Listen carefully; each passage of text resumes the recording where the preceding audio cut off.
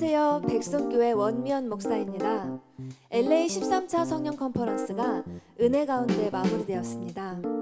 이번 컨퍼런스에는 달라스와 인디애나폴리스 등에서도 은혜를 사모하는 분들이 LA까지 찾아와 예배의 모든 일정을 참석하며 열정을 보이기도 했죠.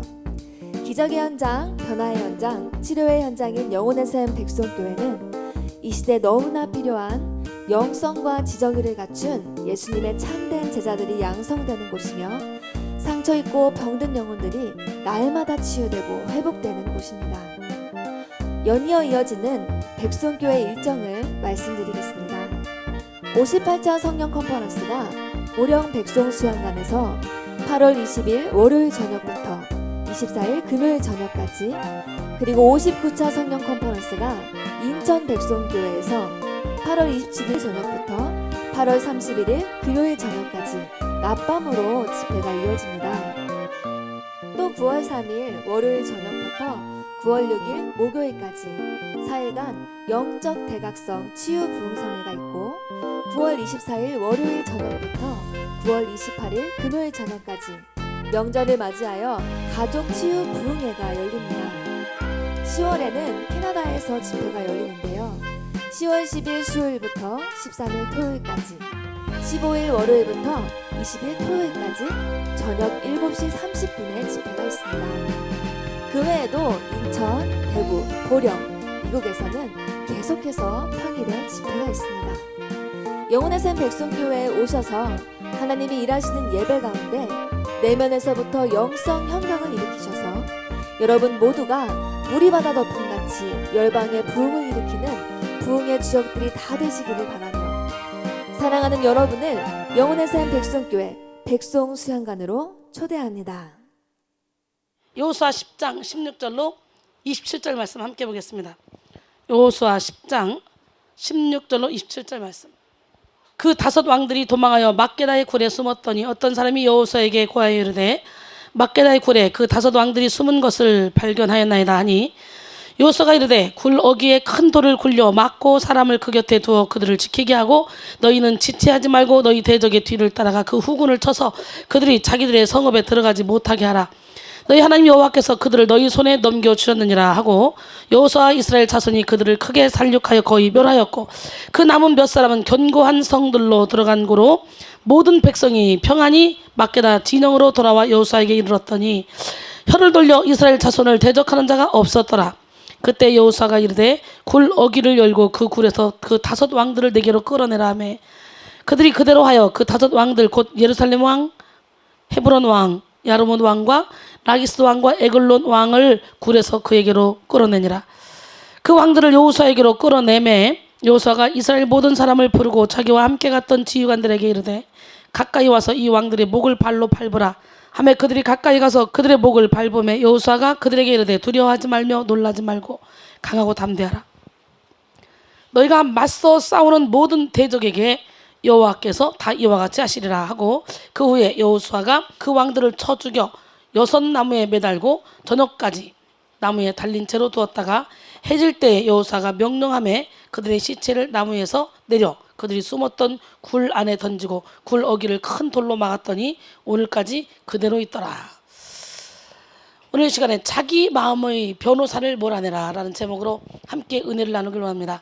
너도 나도 할 것 없이 돈도 안 드는 변호사는 참 잘 씁니다. 그리고 변호사가 종류별로 많습니다. 여러분 안에 오늘 그 변호사를 다 몰아내시고 겉과 속이 같은 사람이 되기를 원해요. 할렐루야. 어느 궁궐에 맛있는 과일이 열리는 그런 신기한 나무가 있었습니다. 임금님은 소경과 난쟁이를 경비로 채용을 했습니다. 그렇지 않으면 그 과일을 다 따먹게 되니까 난쟁이 도저히 따먹을 수 없고, 또 소경 못 보니까 먹을 수 없는 소경과 난쟁이를 경비원으로 채용했습니다. 두 사람은 그 과일을 따먹을 수가 없었죠. 두 사람이 연구하다가 소경이 난쟁이에게 말합니다. 내가 엎드릴 테니까 네가 내 등을 타라. 그리고 올라가서 과일을 따와라. 그래서 신나게 무등 태워서 과일을 따먹었습니다. 임금님이 어느 날 보니까 열매가 없어요. 너무 화가 나는 거예요. 그래서 문책을 했습니다. 두 사람을 데려다 놓고 어떻게 이럴 수가 있냐. 두 사람이 말합니다. 아니 무슨 소리 하는 겁니까? 울부짖으면서 우리는 죄가 없습니다. 아니 어떻게 난쟁이가 저 높은 곳에 있는 과일을 따먹습니까? 아니 생각을 해서 어떻게 앞을 못 보는 내가 어떻게 과일을 따먹습니까? 임금이 아무리 생각해도 이 사람들 맞은 거예요. 울면서 막 하소연하니까. 오늘 여러분 안에서 이렇게 울면서 하소연하는 변호사, 예수로 몰아내야 돼. 자기 합리화시키는 변호사, 예수님으로 몰아내야 돼. 우리 하나님이 네가 어디 있느냐 물을 때는 용서해 줄게. 어떤 잘못했어? 예, 그래서 용서해 주려고 묻는 거예요. 근데 우리는 어때요? 자꾸 죄를 지면 숨죠. 그리고 변명하죠. 가장 하나님이 기뻐하시지 않는 것이 변명이에요. 오늘 여러분 모두가 다 하나님 앞에 어린아이 같은 심령으로 서기를 원합니다. 보세요. 과일을 따먹은 난장이와 소경. 아주 얼마나 당당합니까? 마음의 변호사를 써서 열심히 자기 변명을 하니까 임금이 속아버려요. 속지만 하나님은 결단코 속지 않습니다. 하나님은 불꽃 같은 눈동자로 우리를 지켜보고 계십니다. 그렇기 때문에 인간은 어떻게든지 내 마음의 변호사를 써서 속일 수 있지만 하나님은 속일 수 없다는 거. 그래서 우리는 항상 어떻게? 코람데오의 삶을 살아야 돼요. 하고 싶다, 하고 싶다, 하고 싶다의 저자인 공주 영상정보대 하우석 교수는 변명이나 핑계를 대기에만 급급한 그런 사람들을 5가지 유형으로 나누어서 설명하고 있습니다. 저자는 변명의 5가지 유형에 속하는 사람은 최대한 빨리 그 상태에서 빠져나오는 것이 급선무라고 말합니다. 첫 번째 유형은 운명신봉형. 예, 이건 뭐야? 내 운명은 이미 결정되어 있어. 도저히 내 의지로는 바꿀 수 없어 라고 말하면서 닥친 위기와 문제를 그저 숙명적으로 받아들이는 유형이죠. 조금만 노력하면 극복할 수 있는 문제도 그대로 앉아서 당하는 우를 범하곤 합니다. 여러분, 예수 안에 들으면 운명이란 게 없어요. 누구나 다 타고난 운명이 있지만 예수님을 만나는 그 순간부터 이전 것은 지나갔으니 보라 새 것이 되었도다. 그렇기 때문에 우리는 새로운 운명을 또 다시 갖게 되는 거예요. 그렇기 때문에 운명 탓할 것이 아니라 예수 안에 와서 새로운 피조물로 변화돼서 이제는 사탄의 자녀에서 하나님의 자녀로 어둠에서 빛으로 할렐루야 이렇게 기쁘고 즐겁고 행복하게 신바람나게 인생을 살아가야 될 권리가 있는 거예요. 어디 있으면? 예수 안에 있으면 새로운 피조물답게 멋지게 아름답게 살아가는 우리 모두가 되기를 원합니다. 둘째 유형은 시간 탓정입니다. 하여튼 전화해봐요. 누구나 다 바쁘대. 전화만 하면 바쁘다고 안 바쁜 사람이 하나도 없습니다. 너도나도 다 바빠요. 왜? 바쁘다고 해야 뭔가 저 사람이 좀 가치가 있어 보이는 거예요. 할 일 없이 빈둥빈둥 노는 것 같이 보이지 않기 위해서 그냥 전화만 하면 무조건 바쁘대. 아주 안 바쁘다는 사람 하나도 없어요. 그냥 놀고 있어, 잠자고 있어, 누워있으면서도 바쁘냐? 나 바빠. 다 바쁘대요. 신기하죠? 해야 할 일을 못했거나 문제를 그대로 방치하고 있을 때 스스로에게 난 정말 시간이 없어. 하루 24시간이 모질할 지경이야. 언제 내가 그걸 다 해? 난 못해? 라고 말하는 유형이죠. 하지만 이들이 실제 하루에는 특별한 생산성도 없고 의미도 없어 보이는 그런 이른바 죽은 시간이 의외로 많이 있다 그러죠. 여러분은 죽은 시간을 보내면 안 돼요. 최소한의 체력을 단련하기 위해서 잠을 자는 시간 그 외에는 될 수 있으면 우리는 아주 생동감 있게 능동적으로 힘차게 살아야 돼요. 1시간을 해도 남들이 10시간 하는 것 이상으로 효과를 봐야 돼요. 그렇게 해서 집중력이 필요되겠죠. 집중력. 그 다음에 의기소침력. 내가 잘할 수 있을까? 내가 전에도 했다가 포기했는데 에이 난 안 돼. 포기해야 되겠다. 남들이 어떻게 생각하지? 내가 이 일을 하다가 또 포기하면 그러나 어쩔 수 없어. 나는 포기해야 돼. 이렇게 의기소침력. 소극적이고 부정적인 생각들로 자신의 머릿속에 가득 채웁니다. 그래서 머릿속을 어지럽히면서 정작 자기가 할 수 있는 일까지도 번번이 뒷전으로 미루는 그런 유형이죠. 그 다음에 문제 확대형. 객관적으로 보면 아주 별스럽지 않은 대수롭지 않은 간단한 문제인데도 불구하고 그 문제 앞에 쉽게 절망하는 그런 유형이죠. 이들은 아무리 사소한 문제라도 그 문제에 온 신경을 함몰시키면서 자신의 모든 시간과 에너지를 이렇게 다 쏟아버리죠. 낭비해버리죠. 오늘 이 시간에 문제 확대형은 아닙니까? 여러분은 어떤 유형입니까? 우리 하나님은 살아계신데요. 여러분 5번째는 인생 방임형입니다. 어떤 문제에 증명한 것이 분명한데도 남 이야기하듯 해요. 자기 문제인데 남 이야기하듯 하는 사람 참 많습니다. 상처가 너무 많으면 인생 방임형에 그냥 처하는 경우가 참 많더라고. 이 사람들은요 특별한 목표도요, 특별한 방향도요, 특별한 의지도 없이 그저 두 손 두 발 다 놓고 있는 듯한 그런 삶을 살아가죠. 자기 인생을 망망대해를 표현하는 뗏목처럼 그냥 방치하는 사람들이에요. 앞서 말한 변명의 이런 5가지 유형들처럼 사람들은 각각 자기 마음속에 수많은 변명을 가지고 살아갑니다. 즉 마음의 변호사를 가지고 살아간다는 거죠. 우리는 이것을 예수의 이름으로 싹 다 몰아내야 돼요. 변명은 자신의 죄를 인정하지 않는 것입니다. 자신의 죄를 인정하고 회개함으로 하나님을 기쁘시게 하는 삶을 사는 우리 모두가 되기를 바랍니다. 하나님이 물으셨을 때 솔직하게 자신의 죄를 회개하고 돌아와서 다시 한번 새 삶을 살아야 되잖아요. 그런데 아담과 하와는 자신 속의 변호사에게 속았어요. 그래서 책임을 전가하고 있습니다. 악은 우리가 숨기려고 할 때만 힘을 쓸 수가 있습니다. 하나님은 자녀인 우리가 우리 자신이 저지른 그런 실수와 잘못에 대해서 즉각적으로 인정하고 회개하기를 원하십니다. 우리의 죄를 인정하고 깨닫고 회개할 때 우리는 영적인 성장을 이룰 수가 있는 거예요. 변명과 핑계가 아닌 인정과 회개로 참된 그리스도인의 삶을 사는 우리 모두가 되길 원합니다. 우리의 죄를 인정하고 깨닫고 회개할 때 우리는 영적인 성장을 날마다 이루어갈 수가 있는데, 여러분, 벤자민 프랭클린은 변명을 잘하는 사람은 다른 어떤 것도 잘할 수 없다 그랬어요. 제2하비스는 승자는 행동으로 말을 증명하지만 패자는 말로 행위를 변명한다라고 말했습니다. 모든 것은 사람의 마음속에 있습니다. 마음속에 천국이 있고 마음속에 지옥이 있고 마음속에 기쁨이 있고 마음속에 사랑도 있고 마음속에 성공도 있고 마음속에 실패도 있습니다. 행복도 있고 불행도 있으며 기쁨도 있고 슬픔도 있는데요. 그래서 우리 인간을 뭐라고 말해요? 마음먹은 대로 된다 그러죠. 이태리 문인 빠삐니는 말하기를 오늘 세계의 문제는 인간의 문제이며 인간의 문제는 마음의 문제다라고 말했습니다. 모든 변화의 시작은 마음으로부터 이루어지고요.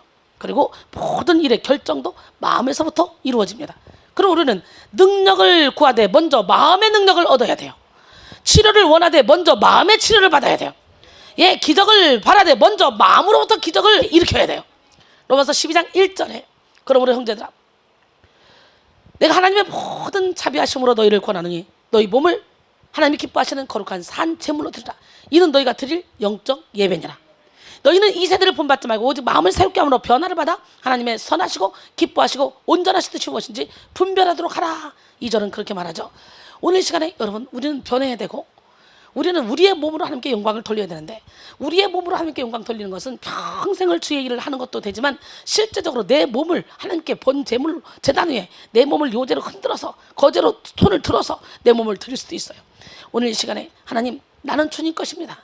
내 온 몸과 마음과 정성을 모두 주님을 예배합니다. 주님 홀로 영광 받아주시옵소서. 할렐루야. 여러분, 기적의 첫 걸음은 마음의 혁명에서 시작됩니다. 마음이 바뀌면 모든 게 다 바뀌어요.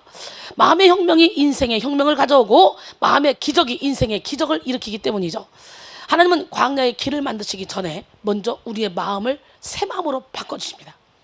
사막의 길을 만드시기 전에 먼저 우리의 마음에 새 영을 부어주십니다. 바벨론에 포로로 간 사람들, 희망이 없어 보이는 사람들을 향해서 주님은 말씀하십니다.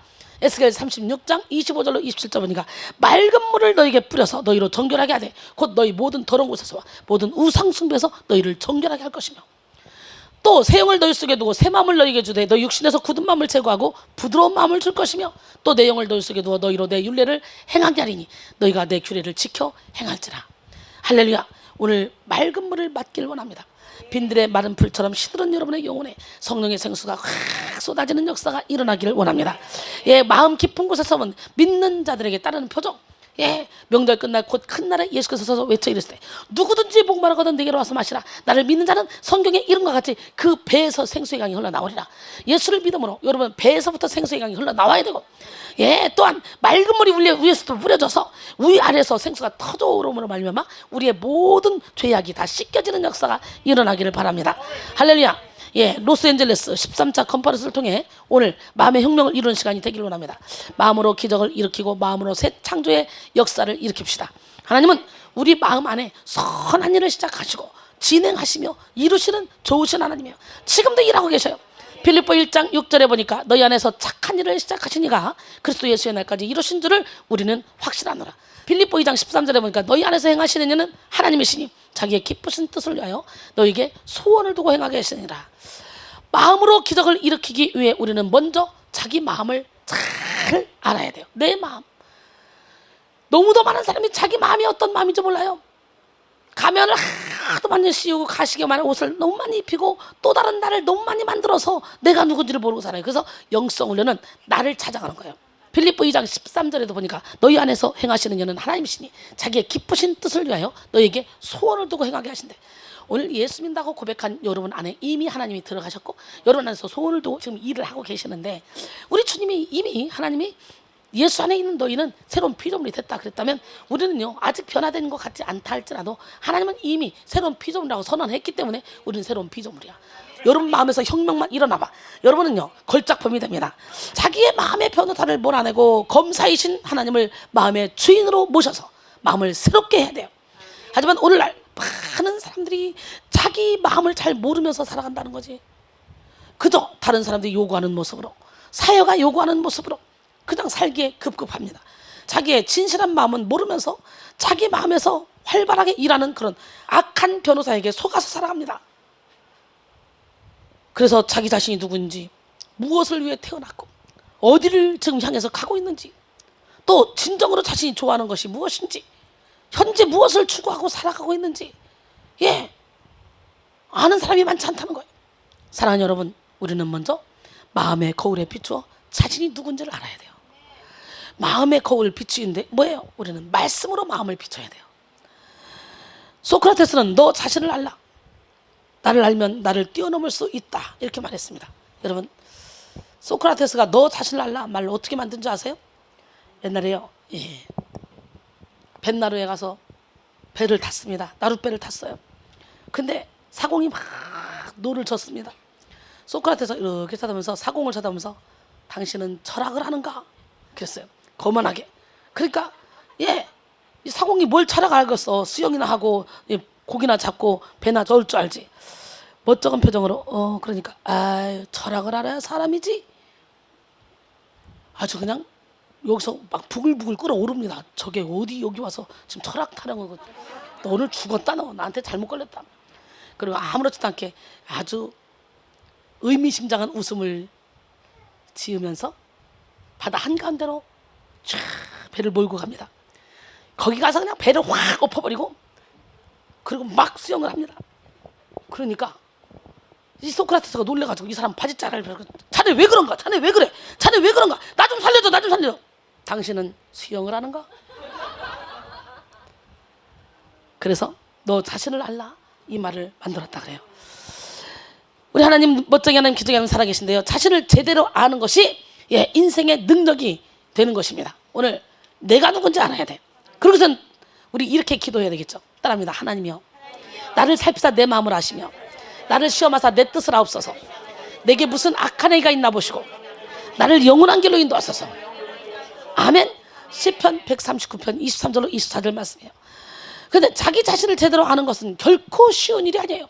오늘 우리가 직면하는 나 자신이라는 이 한 사람은 오랜 시간에 걸쳐서 많은 상황과 환경을 거치면서 수많은 경험을 하면서 크고 작은 상처와 고통의 과정을 통과하면서 만들어진 존재입니다.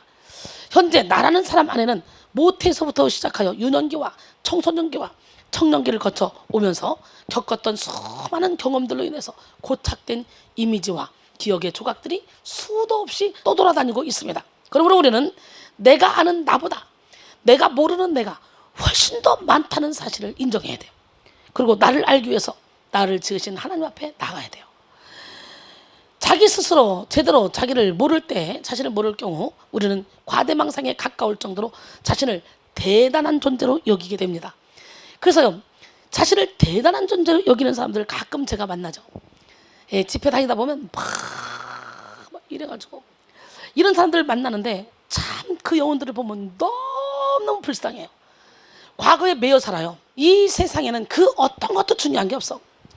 우리 영혼이 정말 하나님을 찬양하고 있다면 우리는 이 세상에서 가장 부자야.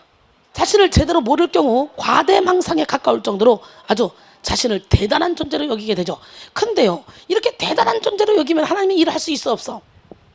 하나님은 교만한 자를 물리치시고 겸손한 자에게 은혜를 베푼다 그랬어요. 야고보서 4장 6절에 보니까 우리는 겸손 또 겸손 또 겸손, 겸손으로 무장해야 되는데 신기한 것은요, 옛날에 잘 나갔던 사람들이 지금은 쫄딱했어도 과대망상에 가까울 정도로 아주 자기가 대단한 존재로, 현재도 대단한 존재라고 생각하고 지금은 밑바닥을 긁고 있는데도 누가 알아주지도 않는데도 본인들은 끝까지 이 교만을 내려놓지 못해요.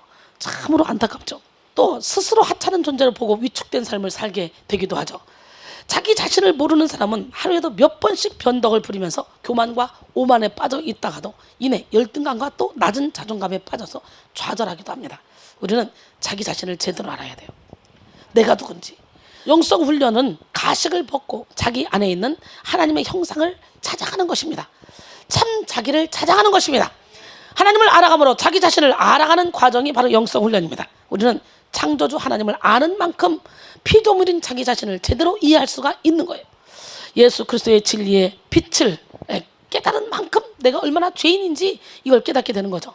성령의 임재를 누리는 만큼, 느끼는 만큼, 아는 만큼 우리는 내가 죄인 중에 괴수다, 추악한 죄인이다, 용서받지 못할 죄인이다, 이것을 알게 됩니다. 이 시간 여러분 모두가 살아계신 하나님을 경험함으로 자기 자신을 올바르게 이해하는 눈이 활짝 열리기를 원합니다. 그러면 하나님이 예비하신 축복을 받을 수가 있어요. 에베소 1장 17절로 19절 보니까 우리 주 예수 그리스도의 하나님 영광의 아버지께서 지혜와 계시의 영을 너희에게 주사 하나님을 알게 하시고 너희 마음의 눈을 밝히사 그의 부르심의 소망이 무엇이며 성도 안에서 그 기업의 영광이 풍성함이 무엇이며 그의 힘의 위력으로 역사하심을 따라 믿는 우리에게 베푸신 능력의 지극히 크심이 어떠한 것을 너희로 알게 하시기를 구하노라. 할렐루야. 지혜와 계시의 영이 임하면 이렇게 하나님이 예비하신 모든 걸 우리가 보고 느끼고 누릴 수가 있습니다. 고린도전서 2장 9절도 그렇죠. 9절로 10절 보니까 하나님이 사랑한 자들을 위하여 예비하신 모든 것은 눈으로 보지 못하고 귀로도 듣지 못하고 사람의 마음으로도 생각하지 못했던 것 같으니라.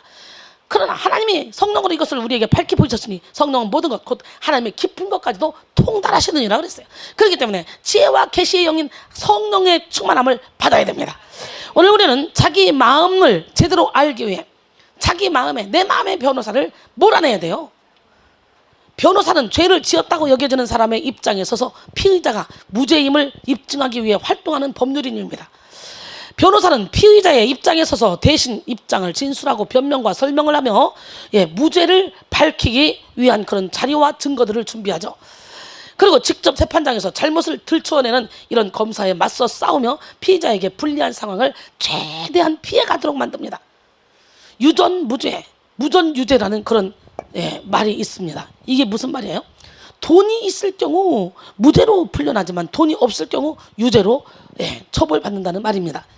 탁월한 변호사는 능수능란한 그런 실력을 발휘해서 피의자를 향한 검사의 지적에 대해서 항변하고 빠져나갈 틈을 찾아냅니다. 얼마나 무서운 세상인지 몰라요. 이 세상은 누구도 우리가 믿을 사람이 없어요. 우리는 오로지 하나님밖에 믿을 사람이 없어요. 그래서 결국 죄가 있어도 무죄로 판결되는 사례가 만들어지기도 한다 그래요. 그런데 오늘 우리는 우리의 마음속에서 간교하게 일하고 있는 변호사를 찾아내서 몰아내야 돼. 우리 마음속에 있는 변호사는 우리가 1원짜리 한 장 주지 않아도 우리가 태어날 때부터 우리 속에서 아주 마음의 자리를 잡고 엄청나게 일을 잘하고 있습니다. 그래서 나를 보호하는 것 같죠? 결론적으로 나를 보호하는 것이 아니라 내 영혼을 저 영원한 지옥으로 몰아넣는 것입니다. 오늘 우리는 그걸 깨달아야 돼요. 사람은 속일 수 있어요. 속이고 이 땅에서 사기를 치면서 이 땅에서 그냥 부귀명예 권사를 누리며 살아갈 수 있습니다. 그러나 그 영혼은 궁핍해 있죠. 죄를 짓고 막 영혼이 평안한 사람이 어디 있어? 물론 양심에 화인받아서 잘못인지도 모르고 평안하게 사는 사람도 있겠죠. 영원한 지옥으로 가죠. 무서운 거예요. 우리는 코람데오의 삶을 살아야 돼. 우리는 항상 하나님 앞에서의 삶을 살아야 돼. 시편 51편 5절에 내가 죄악 중에서 출생하였으며 어머니가 죄 중에서 나를 잉태하셨나이다 그랬어요. 우리 마음속에서 일어나는 변호사는 얼마나 유능한지 고시 패스를 하지도 않고 사법연수원을 거치지 않아도 언제나 기발하고 민첩하게 일합니다. 요한복음 8장 44절에 너희 아비 마귀에게서 났으니 너희 아비의 욕심대로 너희도 행하고자 하느니라. 그는 처음부터 살인한 자요 진리가 그 속에 없으므로 진리에 서지 못하고 거짓을 말할 때마다 제 것으로 말하라니 이는 그가 거짓말쟁이요 거짓의 아비가 되었습니다 그랬어요. 이렇게 마귀의 자녀로 태어난 인간은 자동적으로 자기를 변명하고 거짓말을 잘합니다.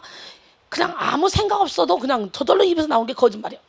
에베소 2장 2절로 3절 그때 너희는 그 가운데서 행하여 이 세상 풍조를 따르고 공중의 권세 잡은 자를 따랐으니 곧 지금 불순종의 아들들 가운데 역사하는 영이라. 전에는 우리도 다 그 가운데서 우리의 육체의 욕심을 따라 지내며 육체와 마음이 원하는 것을 하여 달인들과 같이 본질상 진노의 자녀였더니 이렇게 우리 인간은 너도 나도 할 것 없이 본질상 진노의 자녀였어요. 그렇기 때문에 의인 없나니 한 명도 없다 그랬잖아요. 여러분 로마서 3장 10절로 15절 보면 기록된 바 의인 없나니 하나도 없으며 깨닫는 자도 없고 하나님을 찾는 자도 없고 다 지어서 함께 무익하게 되고 선을 행하는 자는 없나니 하나도 없도다. 그들의 목구멍은 열린 무덤이요 그 발은 피 흘린 데 빠른지라. 여러분 이렇게 열린 무덤이고 혀로는 속임을 일삼으며 그 입술에는 독사의 독이 가득하고 그리고 입에는 저주와 악독이 가득하고 그 발은 피 흘리는 데 빠르다는 거예요. 이렇게 우리는 죄를 지을 수밖에 없는 그런 육체적인 속성을 가지고 이 땅에 태어났어요. 그래서 사람의 속에 나온 거 악한 생각 곧 음란 도둑질 살인 가늠 탐욕 악독 속이 mon탕 질투 비방 교만 우명 이 모든 것이 다 사람의 속에서 나서 사람을 더럽힌다 그랬어요. 오늘 이것을 예수로 다 몰아내야 돼요. 그리고 그 안에 뭐로 채워야 돼? 시작 사랑 희락 화평 인내 자비 양선 충성 온유 절제 아멘. 내가 주인 삼은 모든 거 내려놔야 그 안에 예수의 영으로 채울 수가 있는 거예요. 아멘. 내가 주인 삼은 모든 것 내려놓고 내 주 되신 주 앞에 나가 내가 사랑했던 모든 것 내려놓고 주님만 사랑해. 내가 주인 삼은 모든 것 내려놓고 내 주 되신 주 앞에 나가 내가 사랑했던 모든 것 내려놓고 주님만 사랑해. 주 사랑 거친 풍랑에도 깊은 바다처럼 나를 잠잠케 해. 주 사랑 내 영혼의 반석 그 사랑 위에 서리. 한번 더. 내가 주인 삼은 모든 것 내려놓고 내 주 되신 주 앞에 나가 내가 사랑했던 모든 것 내려놓고 주님만 사랑해. 주 사랑 거친 풍랑에도 깊은 바다처럼 나를 잠잠케 해. 주 사랑 내 영혼의 반석 그 사랑 위에 서리. 아멘. 여러분 자신의 변호사가 활발하게 활동하는 사람은요 영적인 부분에서는 아주 나태한 사람입니다. 자신의 나태함을 변호하기 위해 자신의 믿음 없음을 변호하기 위해 활동하는 경우가 참 많죠. 게으름은 에스컬레이팅 작용이 일어난다 그래요. 쉽게 말하면 에스컬레이터를 타는 것처럼 게으름은 그 흐름을 탈수록 더욱더 상승되면서 지속된다는 그런 점이죠. 예, 자신 안의 변호사도 마찬가지입니다. 변호를 하면 할수록 에스컬레이팅 효과를 일으키듯이 계속해서 변호가 많아지고 계속해서 변호가 잦아지고 능숙해진다는 거죠. 우리 마음속에 역사하는 변호사는 시시때때로 활동하고 우리의 무의식 가운데서도 일을 합니다. 그래서 자기 자신을 객관적으로 보고 이해하지 못하게 만들고 언제나 자기에게 유리한 쪽으로 해석하게 만듭니다. 자기 자신에게 솔직하거나 정직하지 못하게 만들고 부끄러운 그런 자신의 모습은 직면하지 못하게 만들어요. 우리는 우리의 마음속의 변호사를 다 몰아내고 자기의 진실한 마음을 대면해서 봐야 됩니다. 예, 그래서 말씀의 빛을 받으면 저절로 내 안에 이 어둠이 올라오면서 내가 얼마나 더러웠던가 이걸 깨닫게 되죠. 오늘 말씀의 빛이 여러분 안에 들어가도록 여러분의 마음 가족을 찢어야 돼요. 벌쩌다 내가 문 밖에 서서 문을 두드리더니 누구든지 내 음성을 듣고 문을 열면 내가 그에게로 들어가 그와 더불어 먹고 그는 나와 더불어 먹으리라 했어요. 우리는 우리 마음속의 변호사를 몰아내기 위해서 하나님의 음성의 귀를 기울여야 되겠죠. 하나님의 음성은 내가 막 바쁘고 여기서 공장이 돌아가고 막 내 소리가 시끄러우면 들리잖아요. 하나님은 예수를 믿는다고 고백한 그 순간부터 우리 안에 들어오셔서 우리 안에서 계속적으로 우리의 앞길을 인도하고 계시는데 워낙 내 소리가 크니까 하나님의 소리가 안 들리는 거예요. 그러니까 우리는 풍랑 속에서도 깊은 바다처럼 나를 잠잠케 하시는 주님, 그 주님의 세미한 음성을 들을 수 있어야 돼. 그래서는 내면의 소리를 잠재워야 되겠죠. 우리 하나님은 살아계십니다. 자신이 잘못했는데 남의 탓이라고 했던 부끄러운 모습이 있지 않은지, 다른 사람을 통해서 자신의 부족함을 채우려고 했던 모습이 있지는 않은지 살펴보고 직면해야 돼요. 진실한 자신의 모습을 직면해야 회개할 수 있고, 회개해야 용서받을 수 있고, 용서받아야 회복을 누릴 수 있습니다. 예, 우리 하나님 멋쟁이 하나님 살아계십니다. 여러분 모두 회개하여 용서받으시고 회복을 누림으로 진실한 자기를 찾아가시길 원합니다. 회개는 모든 죄의 고통에서 자유로워질 수 있는 길이며 육의 삶이 영의 삶으로 전환되는 기회입니다. 이 시간 여러분 모두가 자기의 마음의 변호사를 다 몰아내야 돼요. 그리고 기쁨과 감사로 자기 죄를 인정하고 회개하시길 바랍니다. 계시록 22장 14절에 보니까 자기 두루마리를 빠는 자들은 복이 있으니 이는 그들이 생명나무에 나아가며 문들을 통하여 성에 들어갈 권세를 받으려 함이로다. 그래서 자기 두루마리를 빠는 자는 복이 있다는 거예요. 두루마리를 빤다는 것은 어린 양의 피에 그의 옷을 씻어 희게 하는 것을 의미합니다. 다시 말해서 그리스도의 공로를 의지하는 믿음으로 회개해서 자신의 죄악을 용서받고 거룩한 생활을 하는 것을 뜻하죠. 그런데 마음의 변호사는 자기 두루마리를 빨지 못하도록 끈질기고 교묘하게 계속적으로 방해합니다. 자기 두루마리를 빠는 사람은 거울로 자기 얼굴을 보는 것처럼 자신을 적나라하게 직면하게 되는 거예요. 오늘 시간에 거울로 자기 얼굴을 보는 것처럼 여러분의 내면 세계를 직면하는 기적의 시간이 되기를 원합니다. 자신을 변호하는 변호사를 내보내기 위해서는 먼저 자신의 옛사람이 어떤지 깨달아야 되겠죠. 자신의 두루마리가 얼마나 더러운지 이걸 우리는 깨달아야 돼요. 오늘 우리 하나님, 멋쟁이 하나님, 기적의 하나님, 살아계신 하나님 앞에 빛이 없어도 환하게 다가오시고 음성이 없어도 똑똑히 들려주는 그 주님 앞에 우리는 달려나가야 돼요. 그리고 이 시간 다가온 주님의 그 모습을 우리가 바라봐야 돼. 비우지 못한 이 작은 가슴, 그러나 주님의 사랑이 너무 커서 내가 주님 앞에 나갈 수 없어. 주님이 지금 내 문 밖에서, 내 마음의 문 밖에서 문을 두드리는데도 내가 마음을 열고 주님을 모셔드릴 수 없다면 이 시간에 회개해야 되겠죠. 예, 고요히 주님 앞에와 여러분의 모습을 바라보세요. 예수님의 손에 다시 못을 받고, 예수님의 발에 다시 못을 받고, 예수님의 옆구리에 다시 창을 떼고, 그리고 예수님의 옷자락을 다시 찢지는 않았는지 여러분 자신을 돌아보기를 원합니다. 아멘. 고요히 주님 앞에와 내 모습 돌아볼 때 순간순간에 그 모든 일이 죄와 허물 뿐입니다. 주님의 손과 발에 다시 못을 박던 이 죄인 빌라도의 형사보다 악하고 주한 몸이 주님 앞에 무릎 꿇고 용서를 빕니다. 겸손히 머리를 숙여 기도 드릴 때 순간순간에 행한 일들이 죄와 허물 뿐입니다. 주님의 그 허리에 다시 장을 댔던 이 죄인 빌라도의 군중보다 악하고 주한 몸이 우리 주님 그 앞에서 용서를 빕니다.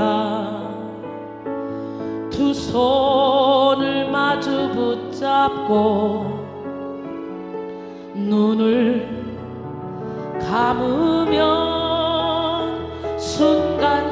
순간순간에 그 모든 일이 죄와 허물 뿐입니다. 주님의 그 옷자락 다시 잡아찢던 이 죄인 로마 병장 그보다 더 악하고 주한 몸이 십자가를 바라보며 용서를 빕니다. 이 시간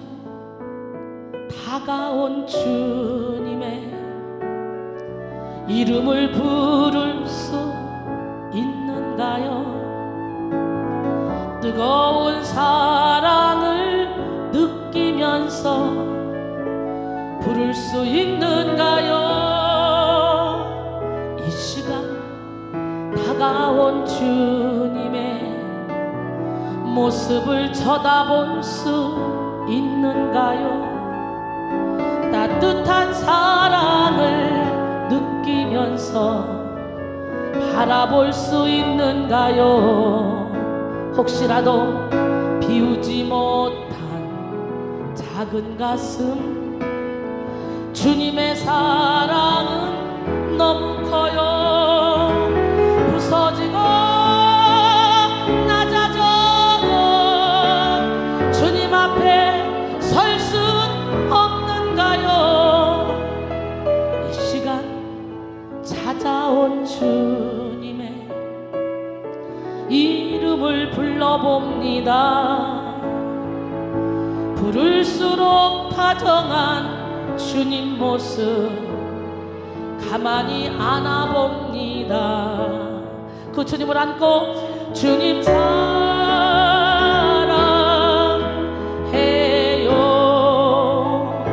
사랑해요 주님.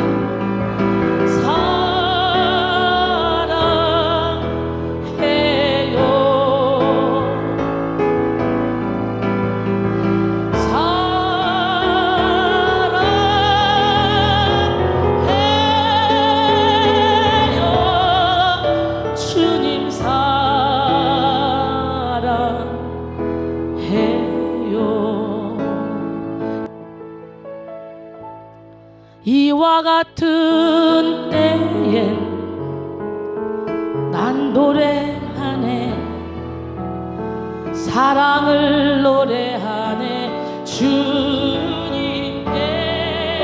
이와 같은 때엔 손 높이 드네, 손 높이 드네 주님께. 주님 사랑해요.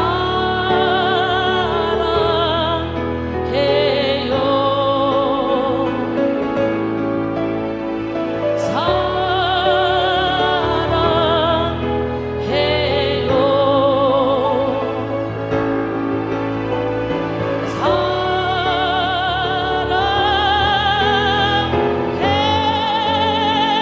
사랑해요. 주님 해요. 이와 같은 때에 난 기도하네, 조용히 기도하네 주님께. 이와 같은 때에 손 높이 드네, 손 높이 드네 주님께. 주님 감사해요.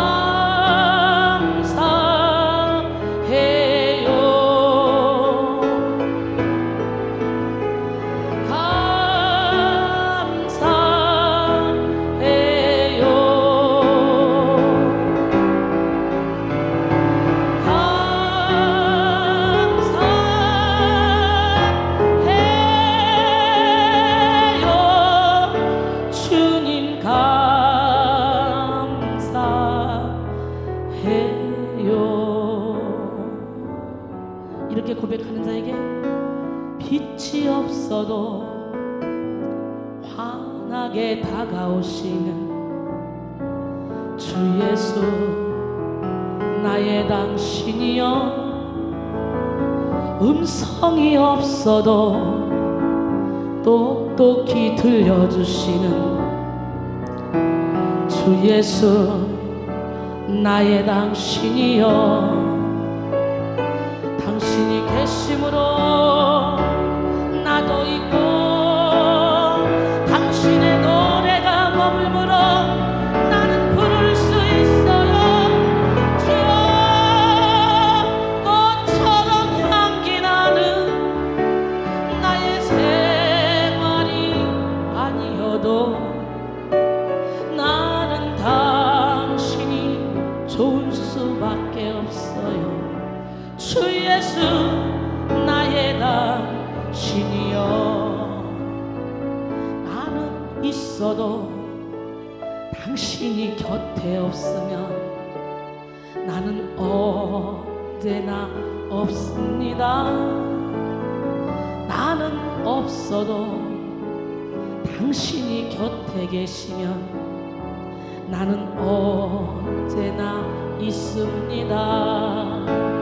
당신이 계심으로 나도 있고 당신의 노래가 머물므로 나는 부를 수 있어요.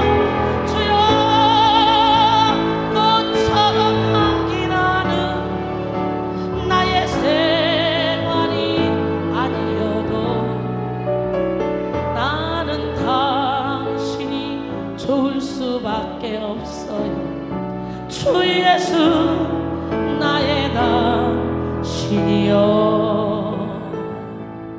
주님이 주시는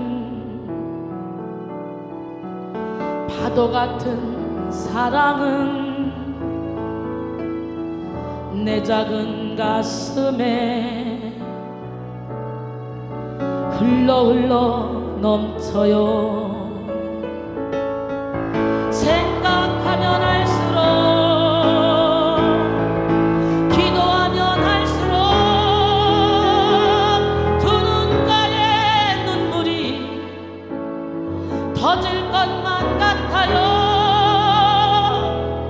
주님의 사랑은 한없이 크셔라. 우리의 영혼에 한 줄기 빛이여다. 주님이 주시는 솟아나는 기쁨은 내 작은 가슴에 샘물처럼 솟아요. 생각하면 할수록 기도하면 할수록 두 눈가에 눈물이 터질 것만 같아요. 주님의 기쁨은 끝없이 새로워. 우리의 삶 속에 영원한 향기여라. 평안을 너에게 주노라. 사랑을 너에게 주노라. 치료를 너에게 주노라. 능력을 너에게 주노라. 세상이 줄 수 없는, 세상이 알 수도 없는 치료, 평안, 사랑, 능력을 내게 주노라. 오늘 이 찬양의 메들리를 통해 여러분이 회개하셨고 간절한 마음으로 주님을 찾고 찾아서 사랑한다고 고백했고 그 주님을 만나니 주님께서 이렇게 생수가 넘치도록 우리에게 능력을 주시는 그 하나님, 그 찬양, 이 찬양 가사대로만 여러분이 영원히 확 하나님께 맡겨드리면 바로 지금 이 찬양 속에서 여러분은 회개가 터졌고 여러분의 마음의 변호사는 떠나갔고 그 안에 하나님의 영으로 채워졌고 능력이 임한 줄로 믿습니다. 예, 마음의 변호사가 주는 주된 수법 9가지를 우리가 이야기할 건데요. 우리 마음에서 일하는 변호사는 마음의 순간적인 불안을 해소하기 위해서 현실을 회포하게 만들고 객관적인 자신의 모습을 왜곡해서 보도록 만듭니다. 그래서 자기 죄를 보지 못하게 만들고 진리를 깨닫지 못하게 만든 채 자기 방어에만 급급한 그런 삶을 살게 합니다. 오늘 자기 방어에만 급급한 사람 예수 이름으로 떠나갈지어다. 예, 억압 먼저 뭐예요? 마음의 변호사가 주로 사용하는 수법 중 첫 번째 억압. 뭐라고? 자기 마음의 변호사가 자주 사용하는 첫 번째 방법은 억압인데요. 억압은 의식하지 못하도록 무의식 밀어 눌러버리는 거예요. 그냥 너무 크게 잘못을 했거나 너무 크게 상처를 받은 일이 있으면 아닌 척하면서 자기 스스로 감당하지 못한다는 생각을 하게 만들어서 아예 무의식 세계로 꽁꽁꽁 눌러버립니다. 이것은 정서적으로 회피하게 하는 것을 의미하는데요. 억압의 수법을 사용하는 변호사에게 걸려든 사람들은요, 술을 먹거나 마약을 하거나 게임을 하거나 노름을 하거나 잠을 자거나 쇼핑을 하는 등 다른 행위에 몰입을 하면서 죄와 상처를 잊으려고 하죠. 그런데 억압된 죄와 상처는 사라지지 않습니다. 시간이 지나면 지날수록 눈덩이처럼 우리 안에서 불어납니다. 쓴뿌리가 돼서 더 견고한 뿌리가 됩니다. 그래서 거대한 자아 덩어리를 형성해서 인생에 지대한 영향을 미치게 만들죠. 두렵고 힘들어도 즉각 대처하면 쉽게 해결될 일이 무의식 세계로 꿍꿍꿍 밀어넣어서 방치해버리는 바람에 걷잡을 수 없이 거대한 세력이 되어 통제 불능의 상태에 놓이게 되는 것이죠. 사망 권세에 억압된 모습을 상징적으로 보여주는 그런 사람이 바로 예수님이 나흘 만에 살려주신 청년 나사로죠. 요한복음 11장 39절 44절 예수께서 이르시되 돌을 옮겨 놓으라니 그가 그 죽은 자의 누이 마르다가 이르되 주여 죽은 지가 나흘이 되었으며 벌써 냄새가 납니다. 예수께서 이르시되 내 말이 내가 믿으면 하나님의 영광을 보리라 하지 않았느냐 하시니 돌을 옮겨 놓으니 예수께서 눈을 들어 우러러 보시고 이르시되 아버지여 내 말을 들으신 것을 감사하나이다. 참 우리 주님은요 멋쟁입니다. 오병이어의 기적이 일어날 때도 오병이어 기적 물고기 2마리 보리떡 5개를 가지고 먼저 축사를 했어요. 지금도 보니까 돌문을 옮겨놓으라 해놓고 먼저 하나님께 내 말을 들으신 걸 감사한다고 기도해요. 그러니까 우리 주님은 계속적으로 무슨 일을 터뜨릴 때마다 항상 먼저 감사 기도를 하더라고. 오늘 여러분들도 하나님 우리 아들을 앤드를 이렇게 고쳐주시면 감사합니다. 할렐루야. 예, 먼저 입술로 감사하며 기도하기를 바랍니다. 그러면 세상 사람들은 뻥친다고 하죠. 뻥친다고. 나는 700개 성전 세울 거야. 뻥치지 말고 세워놓고 얘기해. 이러잖아요. 근데 우리 주님은요 뻥치라고 말하더라고요. 세상 사람들은 뻥친다고 말하는데 우리 주님은 네가 말한 대로 내가 듣고 시행한다더라고. 할렐루야. 예, 그렇기 때문에 우리는 하나님이 고쳐줄 걸 믿습니다. 하나님이 해결해 준 걸 믿습니다. 내게 능력 주심을 믿습니다. 나는 주님이 능력 주신 능력 주신 그 능력을 행할 줄 믿습니다. 예, 우리 하나님 멋쟁이 하나님 기적의 하나님 살아계시고 내게 능력 주시는 자에서 나는 모든 것을 할 수 있습니다라는 그런 고백, 긍정의 고백을 해야 될 줄로 믿습니다. 예수님은 항상 그랬더라고요. 예, 내 말을 들으신 걸 감사하니다. 지금 썩어서 냄새나. 그러니까 아예 이제 억압을 시켜놔 버린 거지. 더 이상 어떻게 살 수 없다는 생각으로 깊은 세계에 밀어넣은 거지. 끝난 거지. 그러나 예수님이 돌을 옮겨놔라. 네가 내 말 들으면 된다. 그리고 예수님은 기도하시죠. 항상 내 말을 들으시는 줄을 내가 알아나이다. 그러니까 예, 돌을 옮겨놓으니까 예수께서 눈을 우러러 보시고 뭐라 그랬어요? 아버지요 내 말을 들으신 것을 감사합니다 해놓고 두 번째 또 항상 내 말을 들으신 줄을 내가 아나이다. 할렐루야. 예, 하나님을 꼼짝 못하게 만들었네. 손발을 묶어버리네. 그래서 우리도 기도할 때요 말씀에 입각해서 기도해야 돼요. 나 여호와는 치료의 여호와니라 말씀했죠. 그가 채찍에 맞음으로 너희가 남을 입었다 말씀했죠. 그러면 우리는 기도할 때 어디가 아파? 하나님은 치료의 여호와니라 말씀하셨잖아요. 그가 채찍에 맞음으로 예수님이 채찍에 맞음으로 우리가 남을 입었다 그랬잖아요. 그러니 내 병 고쳐주세요. 그리고 말씀을 빗대서 밀어붙이면 하나님도 손 들게 돼 있어. 그래서 우리가 말씀을 많이 알아야 돼. 예, 말씀에 근거해서 기도를 해야 돼요. 중언부언 기도하지 말고 돌을 옮겨 놓았더니 이렇게 2번씩이나 기도하죠. 그러나 이 말씀하옵는 것은 둘러싼 무리를 위함이니 곧 아버지께서 나를 보내신 것을 그들로 믿게 하리 함이라. 이 말씀을 하시고 큰 소리로 나사로야 나오라 하시니 죽은 자가 쏙을 동인처럼 나옵니다. 강시처럼 이렇게 나왔어요. 동인처럼 나왔어. 다 쌓여가지고 동인처럼. 이거 주님이 풀어놨어요? 풀어놓아 다니게 하라 그랬어요. 제자들에게. 그러면 지금 죽은 사람들이죠. 세상 사람들은 다 영이 죽어있는 사람이야. 살아있다 하나 영이 죽은 자들.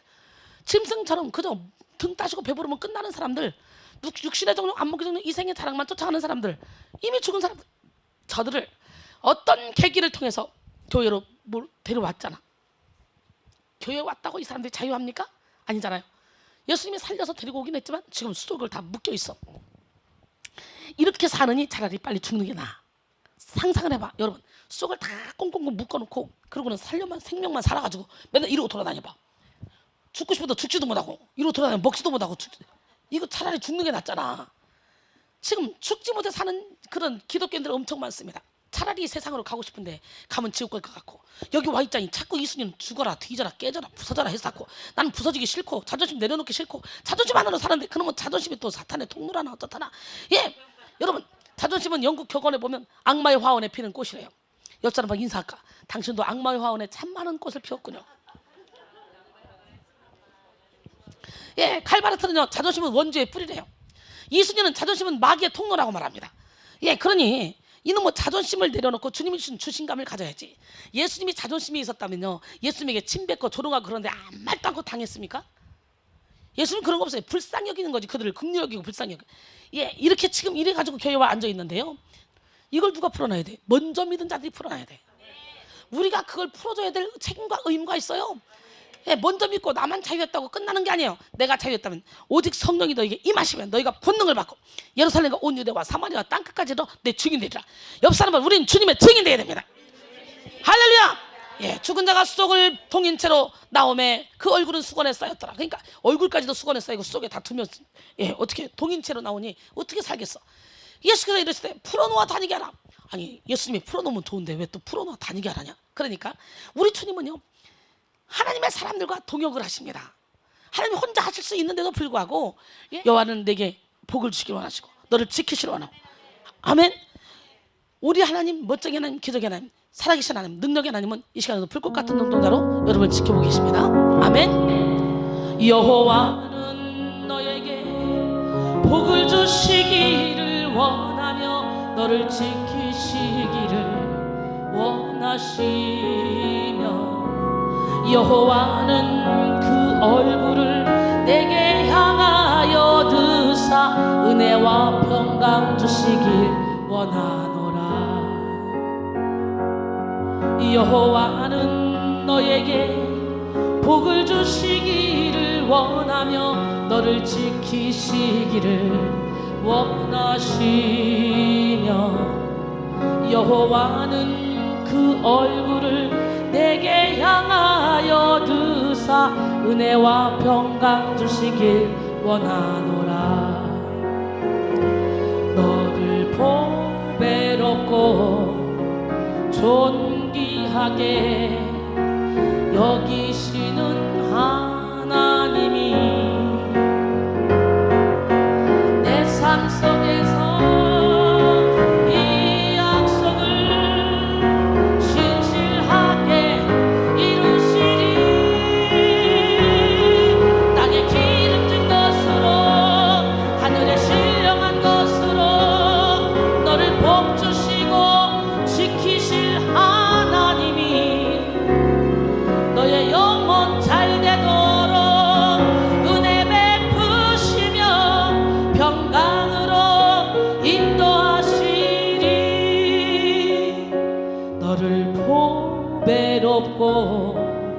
존귀하게 여기시는 하나님이 내 삶 속에서 이 약속을 신실하게 이루시리.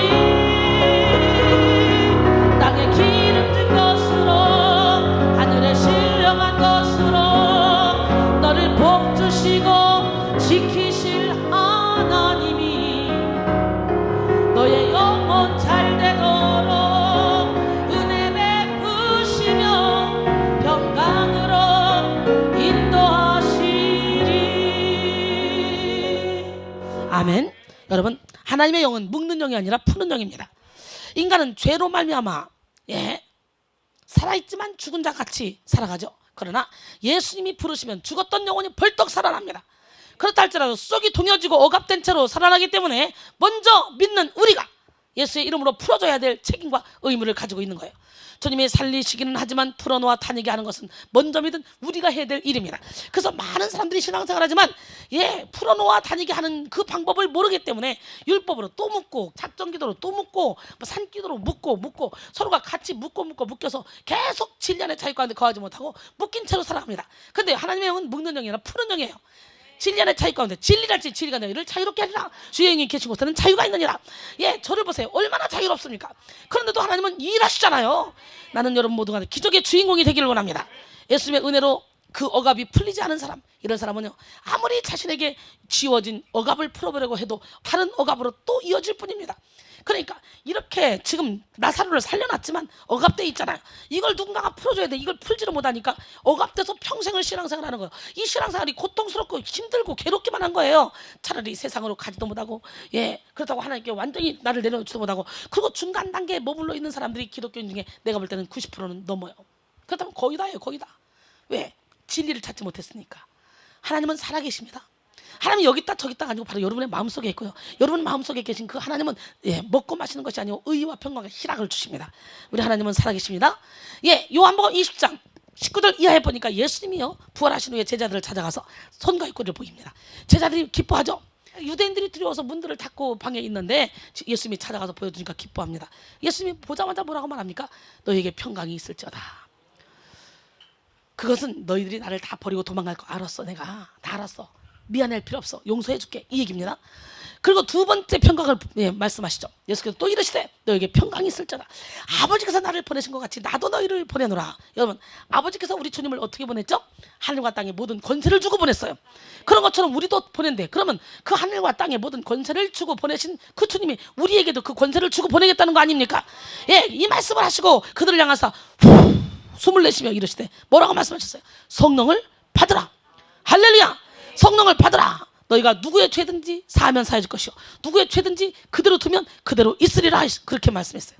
그 다음에 부정, 자기 마음의 변호사는 자신의 생각이나 욕구를 부정하도록 만들기도 합니다. 아픈데 아프지 않다고 생각하게 만든다거나 슬픈데 슬프지 않다고 생각하게 만듭니다. 그래서 자기 감정에서 벗어난 가식적인 삶을 살게 하죠. 자기 생각이나 욕구를 지속적으로 부정하게 만드는 변호사에게 끌려다니다 보면 어느 순간 자기 자신을 잃어버리게 됩니다. 그 다음에 반동형성, 자기 마음의 변호사는요, 자신이 싫어하는 사람에게 지나치게 친절하게 행동하도록 조장하기도 해요. 내가 너무너무 싫어하는 사람에게 지나치게 친절하도록, 싫은데 좋은 척하고 미운데 사랑하는 척하게 하면서 자기 마음과 반대되는 그런 행동을 하는 것이죠. 그래서 더욱더 위선적인 사람이 되도록 만든다는 거지. 그리고 그 위선으로 일시적인 마음의 인정을 얻는다고 생각하게 만듭니다. 그 다음에 투사, 자기 마음의 변호사는 자기의 잘못을 남의 탓으로 돌리며 책임을 전가하는 그런 행동을 자연스럽게 하게 합니다. 이런 최초의 인간인 아담과 하와 안에서 역사했던 그런, 예, 변호사가 쓰던 수법이죠. 네. 창세기 3장 10절 이하에 보니까 숨었어요. 아담 앞으로니까 숨었어. 그러니까 우리 하나님이 뭐라고 말합니까? 누가 너의 버섯음을 네게 알렸느냐? 내가 먹지 말라는 선악과를 먹었느냐? 그 나무의 열매를 먹었느냐? 그랬더니 아담이 뭐라고 말합니까? 하나님이 주셔서 나와 함께 있게 하신 여자. 결국은 저 여자 탓이지만 결국은 하나님 탓에 올라가면 태초부터 아예 그냥 핑계대는 게, 책임 전가하는 게, 그 여자 그가 나무 열매를 내게 주므로 내가 먹었나이다. 여호와 하나님이 여자에게 이르되 네가 어찌하여 이 나무의 열매를 먹었냐? 그러니까 뱀이 깨물어 나를 먹었나이다. 뱀을 이리 오라. 뱀아, 뱀이 그때는요 걸어다니나 봐 이렇게. 예, 네가 이렇게 죄를 저했기 때문에 너는 정신도로 배로 다닐 것이고 흙을 먹어야 산다 그랬어요. 그리고 창세기 3장 19절에 보니까요 뭐라고 말하냐면 흙으로 왔으니 흙으로 간대요. 이래야 먹고 살고 흙으로 간대. 그러면 뱀 밥으로 던져놨다는 거잖아.